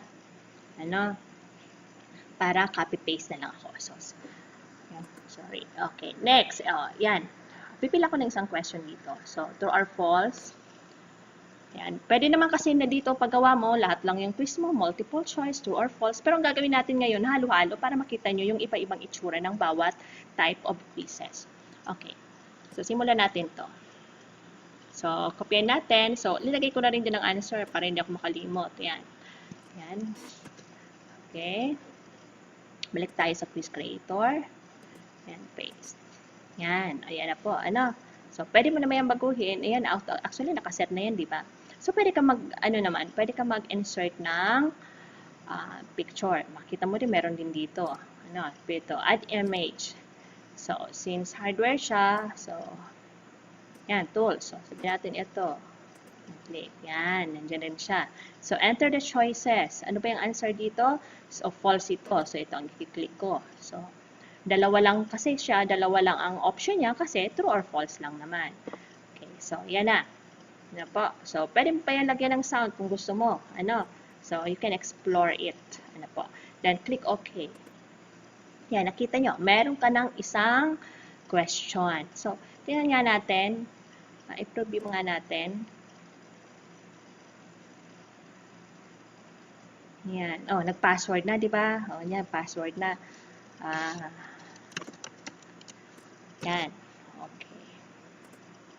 Yan, nag-first name. Saan ba ito nakita? O, kasi meron doon na sa, sa outline. Po. So, sabihin natin. Yan. Pangalan ko. Yan, na-preset ko siya. Let's start. Okay, so please read the questions carefully. Good luck. Yan, iyan po. Yung recorded. Continue. Yan. Yan. Use for slotted. Yan. Sabihin natin, false. Submit. Yan, correct. O, diba? Po? Congratulations. You passed. Yan. Okay, finished. So, yan po yung una. So, close na natin to. So, nakita na po natin yung magiging itsura ng ating quiz sa true or false. Okay. So, dito na tayo sa multiple choice. So, meron na tayo isa. Nakikita nyo, meron lang isa. Po? Gagawa na tayo ng isa. Okay, next, multiple choice. Multiple choice naman tayo. Yan, okay. So, sa multiple choice, yan. The same po, so nakikita nyo, enter the choices or the options. Marami po yan. Marami yan option. Kaya lang, siyempre, di ba, lang naman tayo, hanggang 4 lang. Meron yung hanggang C lang. Po? Okay. So, enter the question. Again, balik ako doon. Pili ako ng aking multiple choice. Yan. Yan. Okay. Then, copy. Ayan. Paste natin dito para mabilis lang. Yan. Meron na. Okay, gusto mo naman lagyan ng picture. Yan. Add image. Yan naman isa. Ito naman. Open. Yan. Yan dyan siya. Okay. The choices. Yan. Pwede mo naman itong copy-paste. Yung nandoon sa Word mo na prepared mo na earlier. Yan. Next driver. Okay. Yan. Paste. Next. Ano naman yung next? Yan. Okay. Yan. Paste lang. Busin natin hanggang 4. Yan.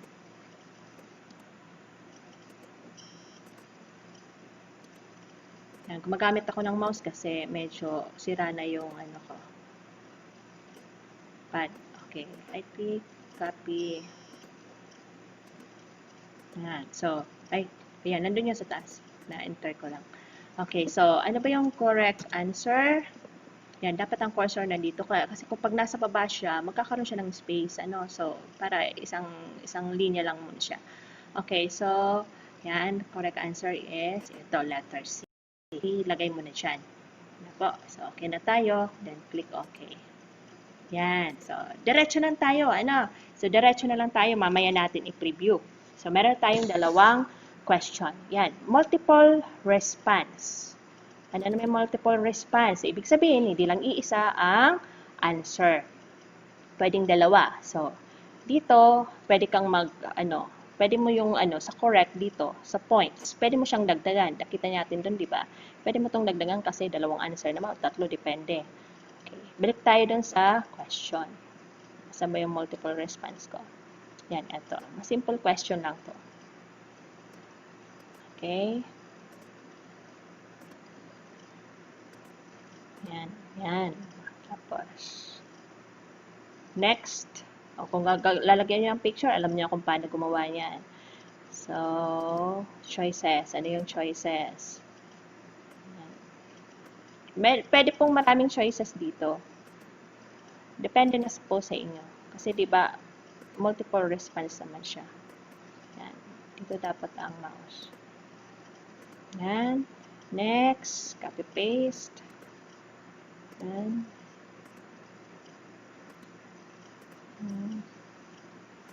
Okay, na-enter ko. Next.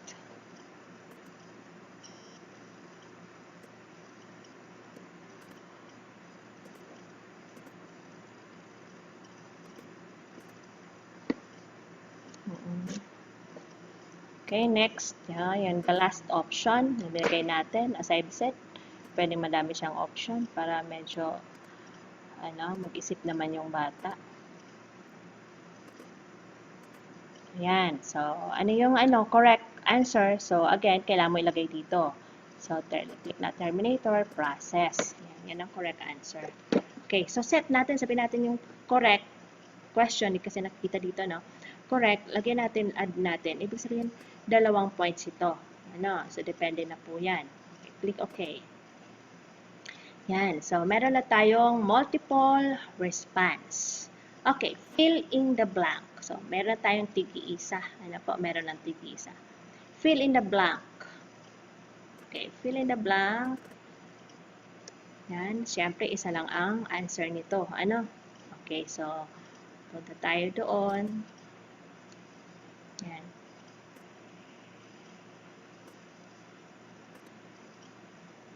Okay. Yan. Yan. So, nakikita nyo talaga kung ano yung lumalabas, diba? Okay. So, fill in the blank. Yan. Ano ba yung mga acceptable answer? Isa lang. Di ba ang acceptable? Kasi fill in the blank, isa lang acceptable answer, of course. So, acceptable answer is computer. Kung medyo tinatamad nyo, type nyo na lang. Huwag lang copy-paste. Pero dito kasi, papakita ko lang sa inyo. Ay. Copy. Para makikita nyo na kina-copy-paste ko siya. Okay. Yan. So, yan po. So, hindi ko na malalagay ng picture. Lalagay ko yung computer. Alam na nila yung answer niyan. Okay. Click OK. Alright. So, meron tayong fill in the blank. Okay. Next, matching. Matching type. Okay. So, matching type. Okay. So, iba-iba po. Pero pwede nga isa lang ang piliin nyo dyan. Gagawin nyo all multiple choice, all true or false. Depende po sa inyo. Pero ngayon, halo-halo para makita natin yung pagkakaiba-iba ng lahat ng type ng quizzes. Okay, matching type. Para saan ba yung matching type ko? Ito. Match items on column. Okay, so. Yan. Ito yung instruction. Ito yung mga ima-match. So. Yan. Copy natin yung instruction. Yan. Pwede nyo na yung baguhin. Ayan na yan kasi nilagay ko para madali. Okay, choices and the match. Ang ilagay nyo dito, yung ka-match niya na. So, correct match niya na. Okay, so, ang quiz creator na lang, bahalang mag-jumble niyan mamaya. Okay, so, yan. Okay, so, cable running. Ano ba yan? Dali. Pati ang mouse nagkakaproblema. Ayan. Running across the floor. Okay, so cable running across the floor. Copy, then you're going to copy it, this one. Okay, so we're going now to create the match. Ayan, lalagay na natin yung kamatch niya. Ano ba yung kamatch niya? Ayan, eto naman yun. So, ayan, para makita nyo. Ano, okay. So, this one, then paste it here. Okay, so yan, yung kamatch niya. Ano, so, gawa tayo, ilan ba yung nakalagay doon? 3 lang naman. So, pagtsagaan natin. Yan. Copy. Yan, para makita nyo, copy, paste ko talaga. Paste. Yan. Dito naman, ano ba yung kanyang ka-match? Okay. Copy, then paste. Okay, hanggang 3 lang ginawa ko para ano. Pero pwede nyo yung habaan niya. Mahaba naman talaga ang matching type, diba? Okay. So, copy and paste. Okay, so ano yung kamatch niya? So, malapit na tayo. Mechanical hazard. Copy and paste. Alright. Okay. Next is, yan. Ang point is ganun pa rin. Ang points is ganun pa rin. 1 point pa rin siya. Okay, so, again, gusto mo ng media. Meron ba ako nitong media? Tingnan ko kung meron akong available na media. Wala ata. Okay, so, yan.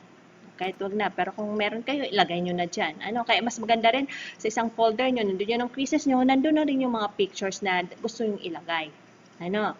So, pwede nyo ring subukan na magkaroon ng sound. Ayan. Parehas lang naman nung unang process natin. Napakadaling i-explore. Ano po? So, okay na? 3 na ba yun? Okay. 3 na. Okay.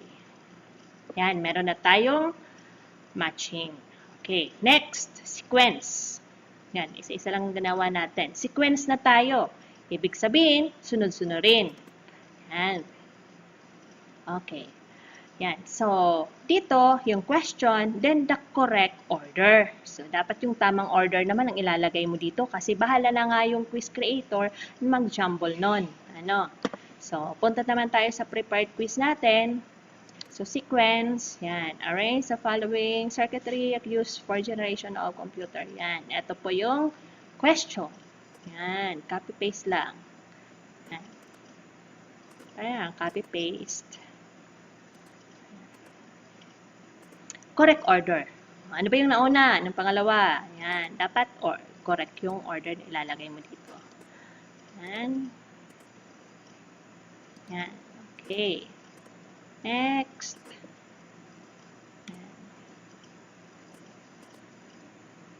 Copy. Then, paste. Okay, next. Hanggang 4 lang tayong generation. 4 lang generation lang ginawa ko dito. Copy and paste. Then, the next one is the last one. Meron na nga tayong 5th generation, kaya lang hindi ko nilagay dito. Hanggang 4th lang. Hindi lang maba. Okay. Yan. So, raise the following circuitry used for generation of computer. Okay na tayo. Right. So, click. Okay. Yan. Okay. Meron na tayong sequence. Okay. Next type of question. Word bank. Okay. Yan. Sa word bank naman, tingnan natin yung quiz ko. So, yung quiz ko. Yan. So, select input devices from the given list. Okay. Yan.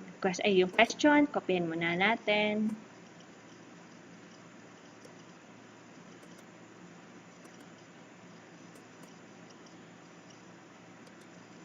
Yan. Okay. So, dito, ilalagay mo ito may yung number dito. So, from the given list. So, lalagyan mo ng number kung alin lang yung talagang kasama sa list. Okay, yung choice. Yan, keyboard. Copy. Yan. Hindi kasama siya, diba, sa input device. See, may 1 siya.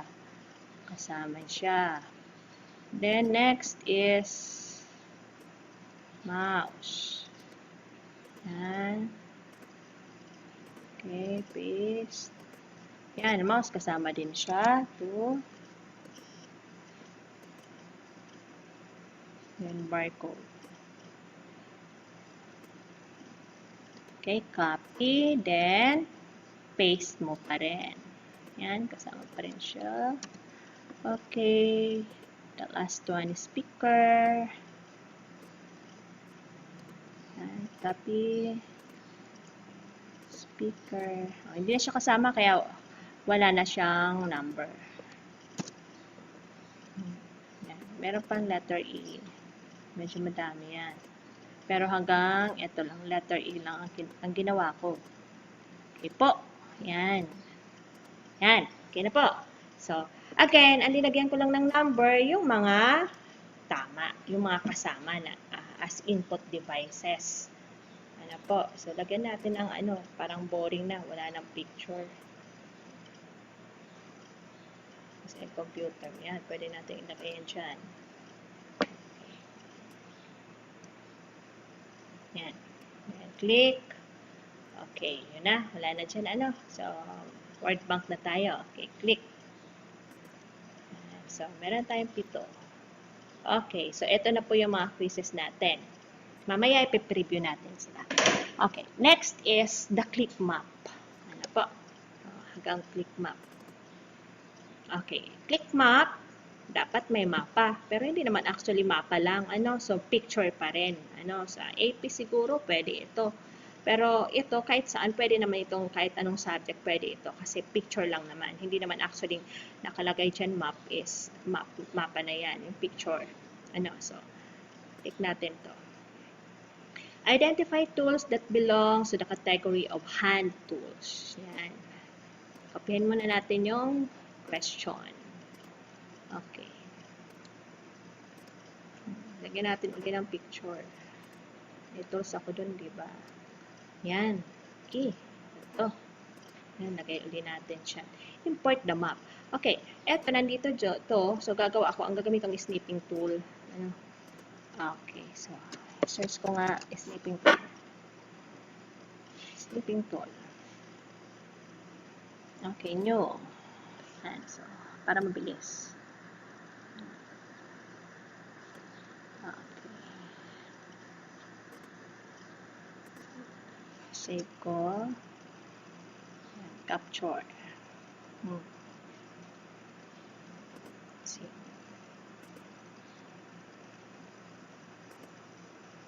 Okay, so dito, import ko na. Hanapin ko saan ko siya sinave. Yung pangalan nun, capture. Okay. Capture. Capture. Okay. File not found. Saan ko yung binagay? JPEG. Ulitin po natin para hindi na ako magano. Okay, tingnan nga natin paano ko yun Okay, snipping tool. Ayan. Okay, new. Bakit hindi siya na-save? Okay. Save as. Nasa click map kasi siya, naka-save. Okay, na-save. Nasa map. Meron na pala. Okay, nasa nako, click map. Dito pala siya. Ayan, dalawa na tuloy. Ayan, open. Ayan, okay na po. Ayan, nandyan. Wala natin to.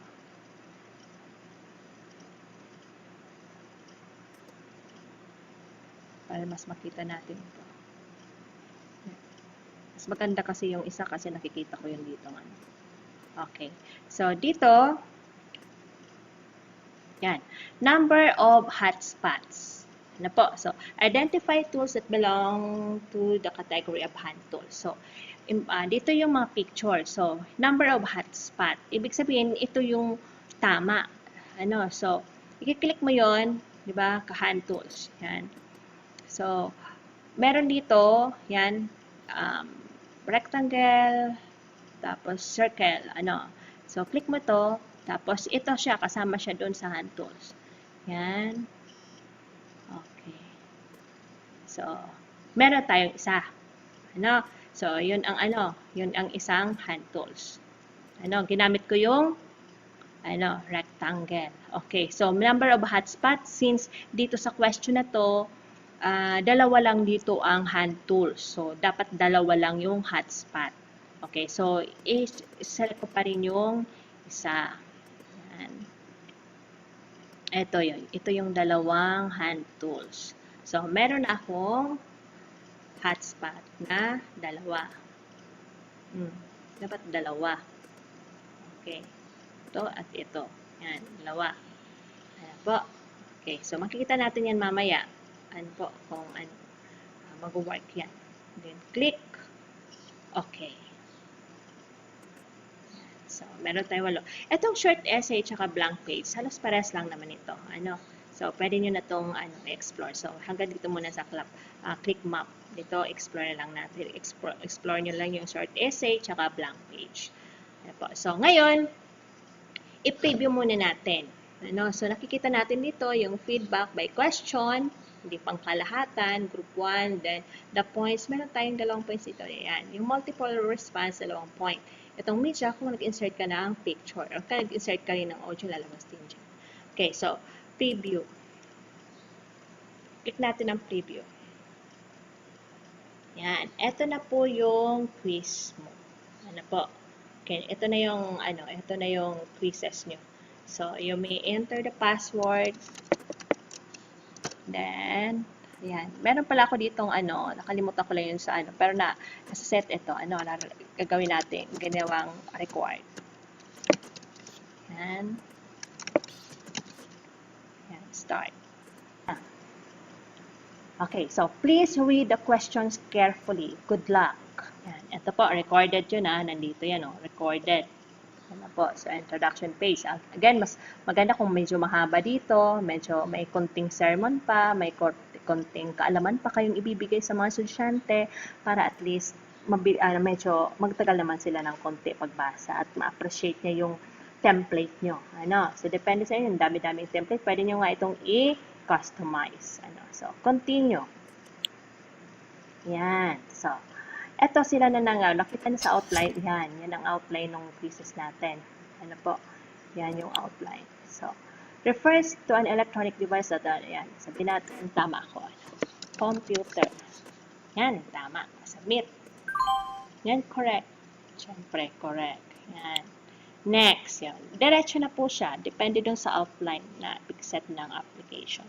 Okay, what are the different elements of flowchart? Yan. Ito yung multiple response. Ano po, yung multiple response. Ang points na 2. Naka 2 of 8 ka pa lang na question. Okay, what are the different? Yan, nakita nyo, red. Red, di ba? Okay, what are the different elements of flowcharts? Sabihin natin. Sabihin ko nga mali ako. Yan. Yan. Okay, submit ko. You got a wrong answer. Please be careful next time. So, ito yung lumalabas doon sa pangalawang sinet natin. Ayan. Next. Phillips head screwdriver are used for slotted screws. Sabihin natin, false. Submit. Yan, question 3 out of 8, true or false. Yan. Submit. Yan, correct. Yan. Ito. Ito yung sasabi ko. Arrange the following circuitry used for generation of computer. Yan. Question 4 of 8, sequence. Pag tatama-tamain mo yung position niya. So, sabihin natin, una is, yan. Just drag. Transistor, yan. Okay. So, vacuum, transistor, integrated, microprocessor. Submit natin. Correct. Yan. Next. Question 5 of 8. Multiple choice. Yan. Which tool is used for hardware to stand to prevent static electricity from building up? Okay, sabihin natin ito. Mali ako. Submit. Yan. You got wrong. Please be careful next time. Okay. Next. Ito yung question about matching type. items and column with column. Yan. Exposed power cable. Ano siya? Mechanical, physical, electric shock hazard. Okay, so electric shock hazard. Yan. Hindi makita nyo to. I-ano nyo dyan para swak na swak siya. Okay, inkjet printer cartridge. Mechanical hazard. Cable running across the floor. Physical hazard. Yan. Okay, parang isa na siya. Ibig sabihin, match na sila. Submit. Yan. Okay. Okay, question number 7 out of 8, word bank. Okay, select input devices from the given list. Okay, ito yung mga linagay ko. So, ilan bang input devices? Nakalagay ko 3. 3, diba? 3 yung linagay natin doon na mga input devices. So, dito, pipili ako ng mga input devices na kasama sa 3. So, barcode, mouse, then, ano yung nasa baba? Keyboard. And keyboard. Okay, submit. Mali. Okay, next time. Yan, ito, mali. Okay, next, question 8 of 8. Identify the tools that belongs to the category of hub tools. Yan, nakikita nyo itong ito naman click map. So, nakita nyo itong dalawang bilog na to. So, ibig sabihin kailangan mapuno ito kasi meron tayong sinet na 2 hotspots. So, i-click natin dyan, dito sa picture na to, kung alin ba doon ang kasama sa category ng hand tools. Sabihin natin, tama naman ako ngayon. Okay, click. Yan, nakita nyo, meron na dyan na lumabas. Isa na lang, kasi 2 lang dito. Sa picture na to, 2 lang yung sinet natin na category ng hand tools. Okay, click ko naman ito. Yan, tama na siguro ako dito. Okay, so, click, submit. Yan, correct. So, Congratulations, you passed. Yan, congratulations, you passed. Ito na yung message kapag tapos ka na ng quiz mo. Ito yung statistic. Total question 8. Ang points natin, ang full score natin is 9 kasi meron tayong 2. Passing rate is 50%. Passing score ko 4.5. Nakahabol pa rin. Okay, your score is 5. So, pass pa rin ako. Kalahati kasi. So, this is it. Ito na yung natin, quiz natin. So, just click finished. Na-preview na natin. Okay? Preview na natin itong ating mga quizzes. Alright, ano nang susunod? Ang susunod is, we're going to publish it. Ipapublish na natin. Okay, so here, nandito tayo sa, sa screen na to. So, nandito yung yan. Punta na tayo sa publish. Okay. Yan. Quiz publishing. Okay, publish on Quiz Creator Online. Publish to my computer. Usually, ang pinipili namin dito is CTXC. Kailangan meron kang flash player para ma-access mo to. Okay. Yan. Quiz properties, quiz 1. Yan, 8 total points, passing rate 50. Ito yung statistic niya. Okay, publish to. Yan, okay yan. Okay, so location. Okay, dito ko na siya. Doon sa user steped desktop quizzes na folder. So, publish. Just click publish. The file already has, yan. Kasi meron pala ako kaparehas nito. Okay, click OK. Nagpa-publish pa rin siya.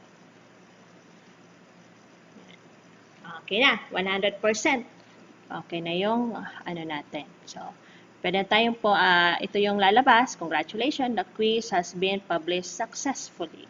Okay, so you can open the folder. We can view the quiz. Open the folder. Yan, saan ba siya? Saan ba siya na save? O, yan na. Ito na po siya. Yan, quiz 1. Ito, quiz 1. Nandito na siya sa, sa folder na quizzes, yung sinato kanina. So, you can open that. Pwede tayo mag-open doon sa at pwede din dito. So, again, hingi ng password para kung sino lang talang binigyan mo.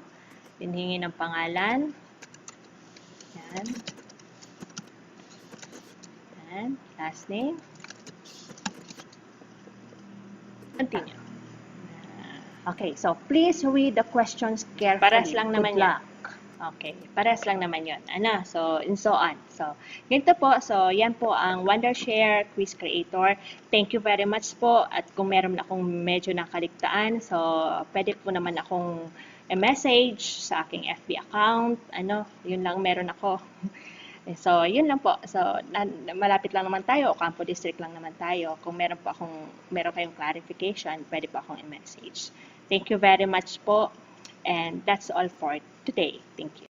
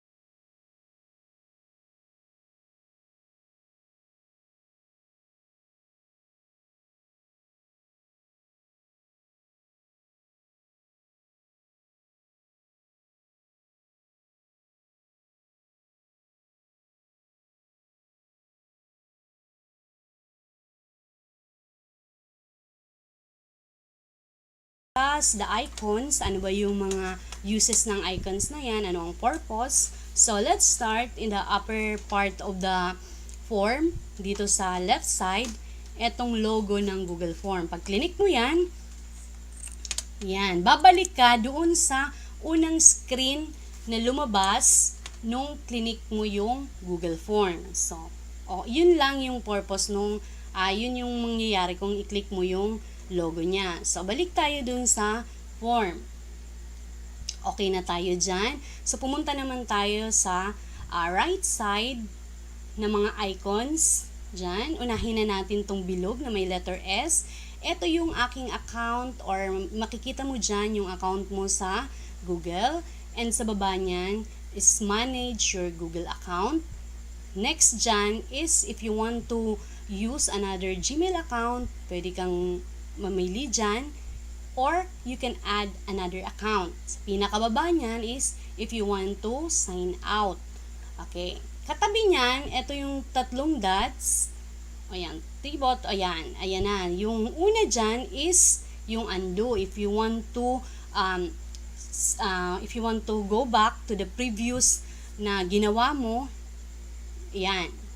I-click mo lang yan. Make a copy if you want to duplicate yung Google Form na ginagawa mo. Move to trash kung gusto mo namang i-delete. Gusto mong i-delete, ito lang i-click mo. Ito namang sunod is get pre-filled link. Yan. Anong gagawin mo dyan? Kung may isa-send ka gusto mong mag-send sa students mo ng nung mga files na may sagot na or forms, ito ang i-click mo dyan. Print, kung gusto mong magkaroon ng hard copy. Add collaborators, if you want to add username, or for example, your co-teachers, kung gusto mo siyang i-add, and para ma-manage niya rin yung ginagawa mong form, or ma-edit niya rin. Script editor and add-ons, ito yung mga advanced icons. Preference, ang ginagawa naman sa preference, kung gusto mong ibang settings na i-set up, dito ka, i-click mo lang yan.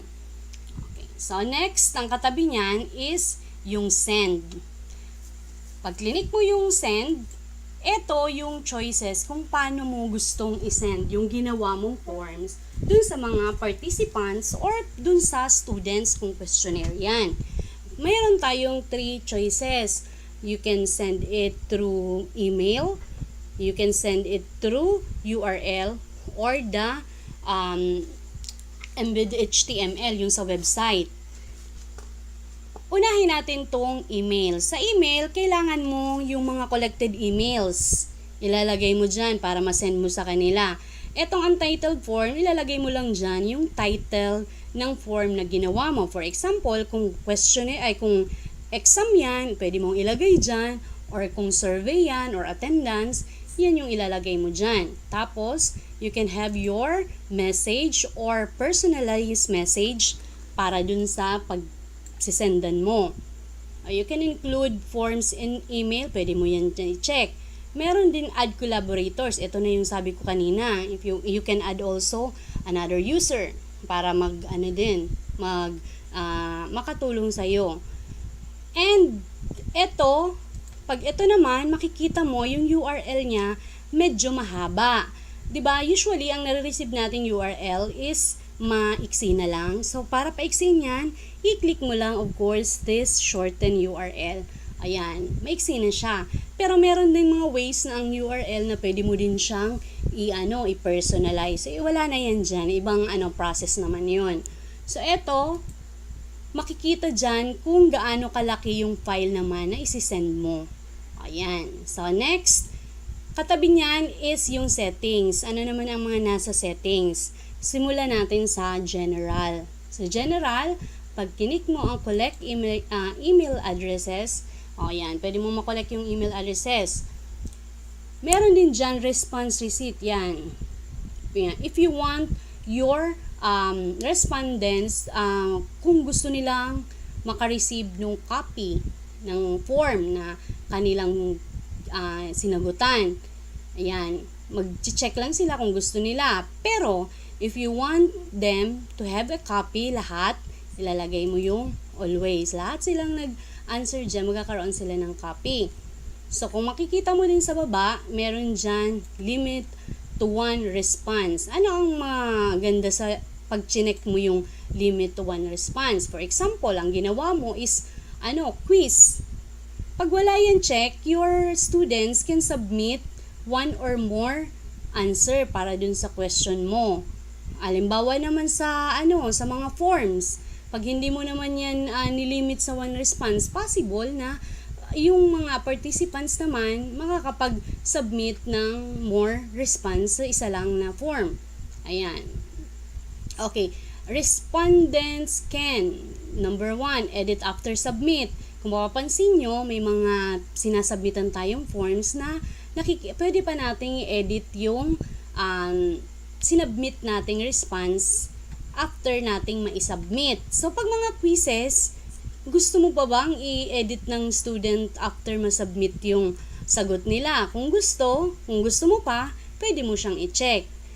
Yan. See summary charts and text responses. O yan. Ito lang yung mga yung kung gusto mong magkaroon ang inyong mga respondents. So, save mo din yan kung ano yung mga option dyan na gusto mong i-click. So, yan. Okay, yan yung sa settings. Eto, may makikita ka namang preview. Ayan, preview. Ano ba ang mangyayari sa preview pag inyong clinic yan? Sa preview naman, makikita mo yung itsura ng inyong form na ginawa. Kanina, pinindot ko yan. Ito yung lumabas kasi wala pa naman tayong kinikreate na quiz or any form sa Google Form. So, eto yon. Pag gusto mong i-check yung ginawa mo, anong itsura, anong makikita ng mga students mo pag sinend mo sa kanila ang link. So, yan, pwede mo siya ma-check dyan. Eto naman, meron kang makikita dyan, sunod katabi niyan, yung icon with color palettes. Pag chinek mo yan, ayan, may makikita ka dyan, theme options. Eto, you can choose image. Pag click mo yan, may makikitang themes, upload. Ayan. Sa upload, you can upload yung mga mo yan, yung personalized header mo. Iba-browse mo lang, kung meron kang ginawa, pwede mong gamitin. Kung wala naman, you can just choose yung mga themes. Mayroon dyan mga themes. For example, ang gagawin mong forms, gusto mo, ito. Ayan, automatic na yan. Sa form mo, lalabas yan. Okay. Tapos, eto dito naman sa sa theme option, marami pa siyang pwede mong gawin aside from yung header na yan. You can choose your theme color. Pwede ka mamili kahit anong color na gusto mo. Background color, ayan, pwede ka din magpili ng background color. And kung gusto mong maiba naman yung font style. Okay, so kung medyo formal na font style, yan, bahala ka kung ano ang gusto mong gawin or gamitin na font style. Diyan mo yan ma-edit sa theme option. Okay, so okay na tayo dyan.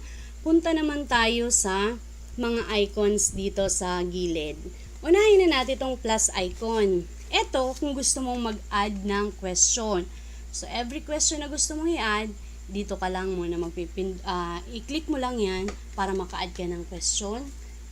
Next is, yan, import question. Mag-import question ka from your previous forms na ilalagay mo sa ginagawa mong forms. Dito, i-click mo yan. Next is yung add title and description. If you want to add title or simple description, ito yung gagawin mo. Ito naman, add image and add videos. Lalo sa mga quizzes, di ba? You can add image para dun sa question. And ito naman videos, you can add videos and later on, ask your students something about the video. O yan, kung gusto mo mag-add ng image and video, dyan lang yan. Okay, next is add section. Ano naman ang nasa add section yan? If you want to, ito yung yung section na yan, for example, sa examination, from multiple choice, mag-add ka ng, ng identification, or another naman, yung essay na naman, so dito ka lang mag-add ng section. So, eto pa, sa multiple choice, pag itong sa may multiple choice, pag click mo yan, drop down, makikita mo dyan, kung anong klaseng isang question yung sagot na gusto mo or type ng question na gusto mo. For example, yung question mo, gusto mo lang sagot niya short answer, paragraph, multiple choice, check boxes, drop down. You can also ask yung uploaded file para dun sa sagot. Diyan mo yan lahat makikita. Okay, i-drop down mo lang siya. Okay. Next is ito. Ito pag duplicate naman ng ito, halimbawa, naglagay ka dyan ng ng question mo, tapos you want multiple choice. Sa next question mo, parehas din, multiple choice din. O, i-click mo na lang yung duplicate. Ipabaguhin mo lang, syempre, of course, yung question. Ito naman, kung gusto mo mag-delete. Etong required, importante din to. Kasi, kung sa question mo, gusto mong wag makaligtaan ng inyong mga students, ang sagot or even doon sa mga forms, wag mong kakalimutan na i-required yan para hindi sila makaproceed doon sa next succeeding question pag hindi yan pag nakalagay yan na required, talagang kailangan muna nilang sagutan yan. So, eto naman, pinakahuli ito. Yung tatlong dot na yan. Ito yung description, go to section based on answer, shuffle option order. So, mga yan.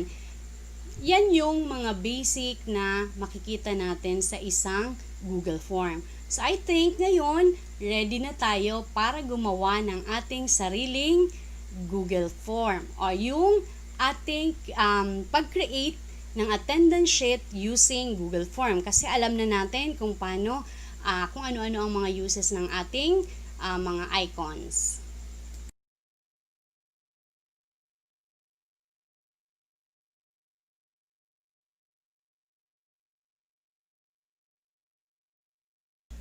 Since we're done with the Google Form interface, now I will show you how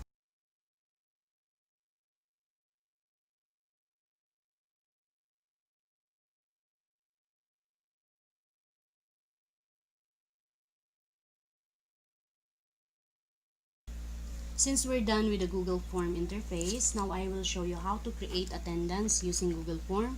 The first thing you need to do is to open the web browser. And you need to key in docs.google.com/form. So, hintayin lang natin mag-load. Again, ang ilalagay natin is docs.google.com/forms. Then, press enter. Okay, pag-load niyan, pupunta yan sa login page ng Google. Pag hindi ka pa naka-sign in, you need to sign in your account. Ayan, magsa-sign in muna tayo. Pag naka-sign in ka na, possible dalawa ang pwedeng possible na maging lumabas sa inyong screen. Ang una, yung may untitled form. Yung isa pa, ipapakita natin, hintayin lang natin mag-load kasi medyo mabagal ngayon ang internet. Ayan. Okay, so ito yung sinasabi kong pag nilagin mo yung Google account mo, ito yung possible na lumabas sa yung screen.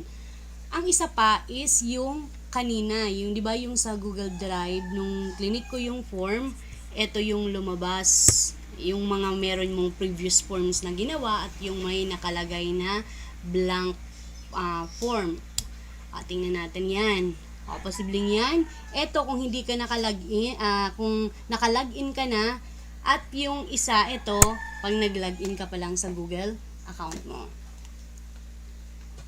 Alright, so, ito na yung natin, ito na yung blank form natin.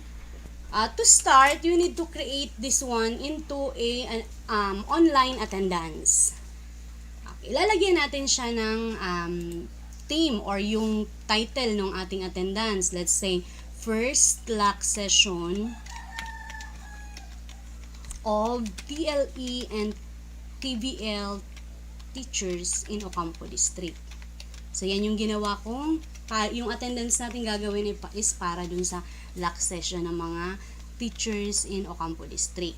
So, sa baba niya, may makikita tayong form. Hindi naman siya required, pero mas maganda rin na maglagay tayo ng additional or supplementary information about our event. So, let's say, lagyan ko dyan ng example, please accomplish this form to confirm your attendance. Okay. Kung sa halimbawa gagamitin mo naman yung attendance form mo sa klase mo, pwede ka naman dyan maglagay ng gusto mong additional supplementary information. Okay, pwede na tayo mag-start mag-ask ng question. Since attendance to, ang pwede nating tanungin is the surname. Lagyan natin ng ano ba ang kanyang surname. Pag nilagay mong surname, automatic yan mag-short answer kasi syempre short answer yung isasagot ng ng participants. So ilagay nating required para hindi niya makaligtaang magsagot ng kanyang surname. Ang sunod nating itatanong is yung first name. So pwede na lang natin siyang i-duplicate yung question. Duplicate natin, palitan na lang natin ng first name. Okay, ang first name, syempre required din siya, lalong-lalo na paggagawa tayo ng mga certificates, dapat, 'di ba, correct spelling, so dapat sila ang maglalagay niyan. Okay, required din siya para hindi makaligtaan. Ang next question natin is mag-add tayo ng question. Okay, tanong naman natin is yung middle name. Okay, short answer din ang middle name. Okay, iyan, hindi natin siya i-required, hindi siya natin i-required dyan. Kasi hindi lahat ng participants may middle name. Kung i-required natin yan, hindi sila niyan makakasubmit yung mga walang middle name. So, meron na tayong first surname, first name, middle name. Pwede din tayo magtanong ng date today. Ano ba yung date ng ang araw ng pag-attend nila ng LAC session, day to day. Pag day to day, ang nilagay mo, automatic yan na may parang calendar dyan sa baba. Ibig sabihin, pipili lang yung participant ng month, day, and year na suitable sa araw ng kanilang pag-attend ng LAC session o kung ano man yung event na yan. I-require din natin siya. Okay, i-require din natin para hindi makalimutan. Ang pwede nating sunod na question, pwede ba magtanong ng time? Yes, pwede tayo magtanong ng time. Pero ang problema ng pag magtanong ka pa ng time, may mga cases of dishonesty. Halimbawa, dumating siya ng 9, nilagay niya 7:30, so may mga dishonesty dyan. Hindi na natin kailangan ilagay ang time kasi once na print mo yung spreadsheet, automatic nandoon na yung time ng kanyang pagsagot. Kahit yung seconds doon, nandoon sa spreadsheet pag print mo yan. So, i-disregard na natin ang paghingi ng time during dun sa attendance na yan. Okay, mag-add ulit tayo ng another question. Okay, mag-add tayo ng another question. Ang itanong naman natin is the contact number. Yan, contact number is importante yan. Especially kung may mga clarification na gusto natin itanong dun sa sa participants, kung may mga bagong yung mga updates about sa halimbawa next LAC session, mas magandang meron tayong contact number sa lahat ng mga mag-a-attend. Ayan, makikita mo dyan may response validation sa baba. Automatic yan kasi hinihingi mo contact number, may response validation dyan ng number. Ibig sabihin, number lang ang pwede mong i-answer dyan. Okay, what if paglagay mo ng contact number, wala yung response validation? Lalagyan natin yan ng response validation. I-click lang natin yung tatlong dots dyan yan. And choose response validation. Ayan, yung number naman ang ilalagay. So, i-require din natin siya. Okay, add another question tayo. Okay, ano pa ba ang pwedeng itanong natin? Current position, di ba? Karaniwan sa mga mga binibigay sa ating forms, may tanong ng current position, anong position natin sa school. So, dyan sa current position, pwede na natin yung gawing multiple choice. Since LAC session siya, ang ginagawa kong sample is LAC session for teachers in Ocampo District. Probably, alam natin yung mga possible na possible current position ng mga mag-a-attend. So, pwedeng teacher 1, teacher 2, teacher 3, teacher 4, head teacher 1, head teacher 2, master teacher 1, master teacher 2. So, yun yung mga possible na, yan yung mga possible na pwedeng umattend. Pero, what if malakihang event naman ang gagawan mo ng form? Okay, na hindi ka sure, sino-sino ba ang mga attend dyan? So, pwede ka naman maglagay na lang ng others. So, kung wala dun sa pilian yung position nila, i-click lang nila yung others and ita-type in lang nila kung anong position ang meron sila sa isang school. Okay, so ayan, ilalagay nila siya. Ilagay din natin yan ng required para hindi nila makalimutan na na kailangan nilang sagot. Okay. Kung mayroon na tayong current position, syempre meron din tayong question, anong school ka galing? Okay, lagyan natin additional question, school. Okay. Sa school, pwede yan multiple choice, pwede din yan drop down. Gawin naman nating drop down para maiba naman. Drop down. Okay. Sa drop down, ikilalagay natin possible school. So, meron tayong Ocampo National High School, Hanawan National High School, Malati Olos High School. Okay. Ilagay na natin para pare-parehas ang sagot ng mga kung galing ka sa same school. Pwede din naman natin yan, pwede kasing itanong, pwede bang ilagay na lang is short answer? Pwedeng ilagay ang short answer. Kaso, pag short answer, ang problema dyan, pag ipiprint mo na, what if iba-iba ang sagot nila kung galing sila sa isang school lang? For example, galing sa Ocampo National High School. Ang nilagay ng isa, ONHS. Yung isa naman nilagay Ocampo National High School. Yung isa naman Ocampo NHS. So, once na gusto mong i-print na yung spreadsheet, hindi siya agad maka-classify kasi iba-ibang sagot niya kahit galing siya sa iba-ibang sa same school. Kung ang ginagawa mo naman is halimbawa section by section, maganda yung naka-section na, alam mo na. Kasi pag classify mo yan, pag print mo yan, madali na lang. Okay, so ayan na. Nilagay na natin yung tatlo and i-require din natin siya. Okay. Ayan. And meron namang mga seminars, especially webinars na medyo mahigpit sa kanilang sa kanilang mga forms. Meron diyan akong na-attendan na merong humihingi webinar siya pero humihingi siya ng ng evidence. So pwede din tayo mag-add ng question for the evidence. Okay, ang gagawin lang natin diyan is papalagay ka lang ng evidence picture evidence of attendance. Picture evidence of attendance. Ito lang naman is kung yung mga mahihigpit sa mga attendance. Ayan. Gawin natin siyang file upload. Mag-file ka ng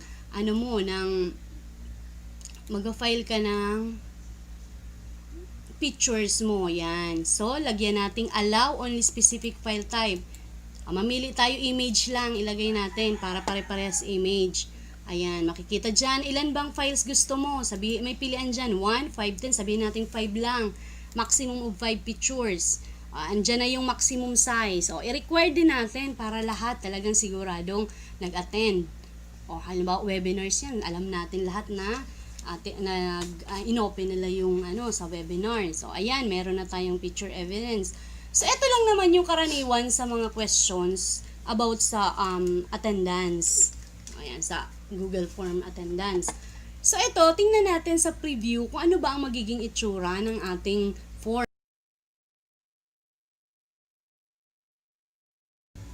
Okay, so ito yung lalabas sa ating Google Form. Ito na yung preview ng ginawa nating form. Ayan. Yan yung mga questions na nilagay natin. Kung mapapansin niyo yung ating form is napakasimple. Kumbaga, yan yung original na ginawa natin. So, syempre, pwede natin yung i-customize. Pwede natin yung i-personalize. I-click natin yung customize theme. Choose image. Meron dyan themes, upload, and photos. Tingnan natin yung upload. Check muna natin yung upload. Etong upload, iba-browse mo lang yung file mo if may ginawa kang personalized header. Kung wala naman, pwede kang bumalik sa themes. Ayan, hanap ka lang dyan ng files may ginawa kang header. Okay, balik tayo sa themes. Okay, and may mapagpipilian ka dyan. Merong mga themes dyan na pwede mong pagpilian. Magpili tayo ng isa. Okay, yan. Pili tayo ng isa para sa ating form. Pwede din natin i-change yung theme color at the same time the background color. Yung font style, pwede nating palitan yan para maganda yung dating ng ating form, attendance form. So, tingnan natin yung pagkakaiba kanina tapos ngayon. Ayan. So, mapapansin natin, mas magandang tingnan pag personalize ang ating mga form. So, balik tayo sa ating Google Form. Okay, tingnan muna natin yung settings ng ating form. Okay, so i-check natin yung collect email address. Ayan, sa response receipt, yan, i-check din natin yan. Kanina, diniscuss ko na yan. Kung gusto nating lahat magkaroon ng copy sa mga sinagot nila, i-click natin yung always. I-limit din natin yung one response para ma-prevent natin yung multiple response ng isang tao. Okay, then yung sa presentation, itingnan din natin kasi ito hindi ko na kanina na binanggit kanina kasi kung mapapansin natin, itong mga yan suitable siya sa mga quizzes, 'di ba? Show progress bar. Ano ba yung show progress bar? For example, maraming page yung form na ginawa mo, makikita nila ilang percent na yung nagawa nila o nasagutan nila. Since ang ginagawa natin is Google attendance form, ang gagawin natin dyan, hindi na natin yan kasi one page lang naman ang ating ang ating ginawa. Yung shuffle question order, hindi siya applicable sa mga attendance form kasi hindi naman siya quizzes. Maganda siya sa quizzes na ilalagay mo yung shuffle question. I-shuffle natin yung question natin para maiwasan natin yung mga students na copy na lang. Ano yung sagot mo sa number 1, number 2? Kasi eto, na-prevent natin yan. Hindi nila alam, shuffled yung ating question. Yung quizzes, itingnan natin ano ang mga nasa quizzes na yan. Make this a quiz. Of course, hindi naman siya quiz, so hindi na natin yung papakialaman. Eto na lang ang gagawin natin, so isi-save na natin yan. Alright, so tingnan natin yung send. Since tapos na tayo dun sa ating form, ito naman, yung kaninang sinabi ko sa inyo, di ba, may tatlong way on how we can send the form to our participants or kung sa students mo man yan. Ito, merong via email, URL, and embed HTML. Ito, ang common, sabi ko, di ba, yung ito, yan, hindi na natin yan kasi para sa website yan. Ito naman, medyo marami tayong pagsesendan yan. Commonly, ang ginagawa is yung URL. Mapapansin natin ang URL natin is masyadong mahaba. So, isi-shorten natin yan. I-click mo lang yung shorten URL. Okay. So, ikakopy natin yan na mismo yung ating isi-send sa ating mga participants. Pag na-copy mo na yan. Meron ding mga instances na merong mga nag-personalize ng kanilang URL. Pwede natin yun gawin sa bit.ly. Kaso doon naman, since free yun, marami ang gumagamit. Sometimes, yung gusto mong personalize na URL, gamit na din naman. So, ito, okay din naman siya. Shorten na rin naman yung URL. Ito na lang yung isend natin sa ating mga participants. Okay, so, yan mismo ang ating i-send.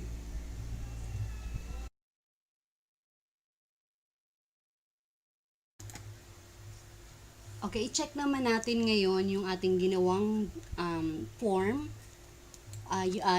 Kikiin lang natin again yung docs.google.com/forms. And yan yung lalabas sa ating screen. Hahanapin lang natin yung ginawa nating form. So yan, first lock session, i-click natin yan. Okay, ito na yung ating yung ating form na ginawa. Kung may makikita ka dyan, may responses, may makikita mo yan. Ayan na yung mga nagsagot sa ating Google Form. Pwede din naman natin i-open yung Google Form na yan using yung kaninang link na nagawa natin. Ulitin natin dito sa web browser, i-copy lang natin dyan yung ating form. Diba yung kanina, yung URL?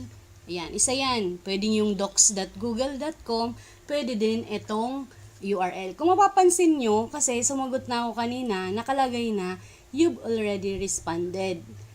Eto, may makikita ka dyang pencil sa baba. Ikaw lang ang makakakita niyan kasi ikaw yung gumawa nung form. Ayan.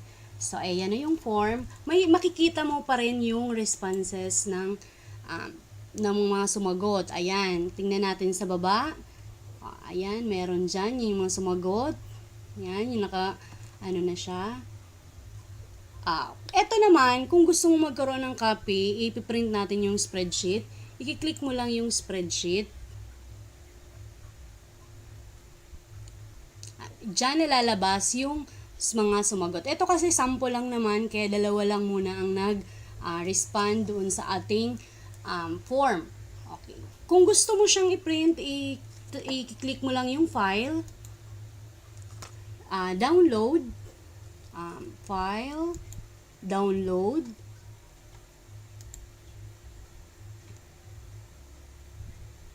and yung Excel, yan, Excel, Microsoft Excel. Kung mapapansin niyo yung sabi ko kanina na hindi ka na maglalagay ng oras kasi ayan na siya. Kung makikita mo may seconds pa ng kanyang pag-in. Okay, tingnan natin yung ating pwede nang i-print, yung ating dinownload na spreadsheet.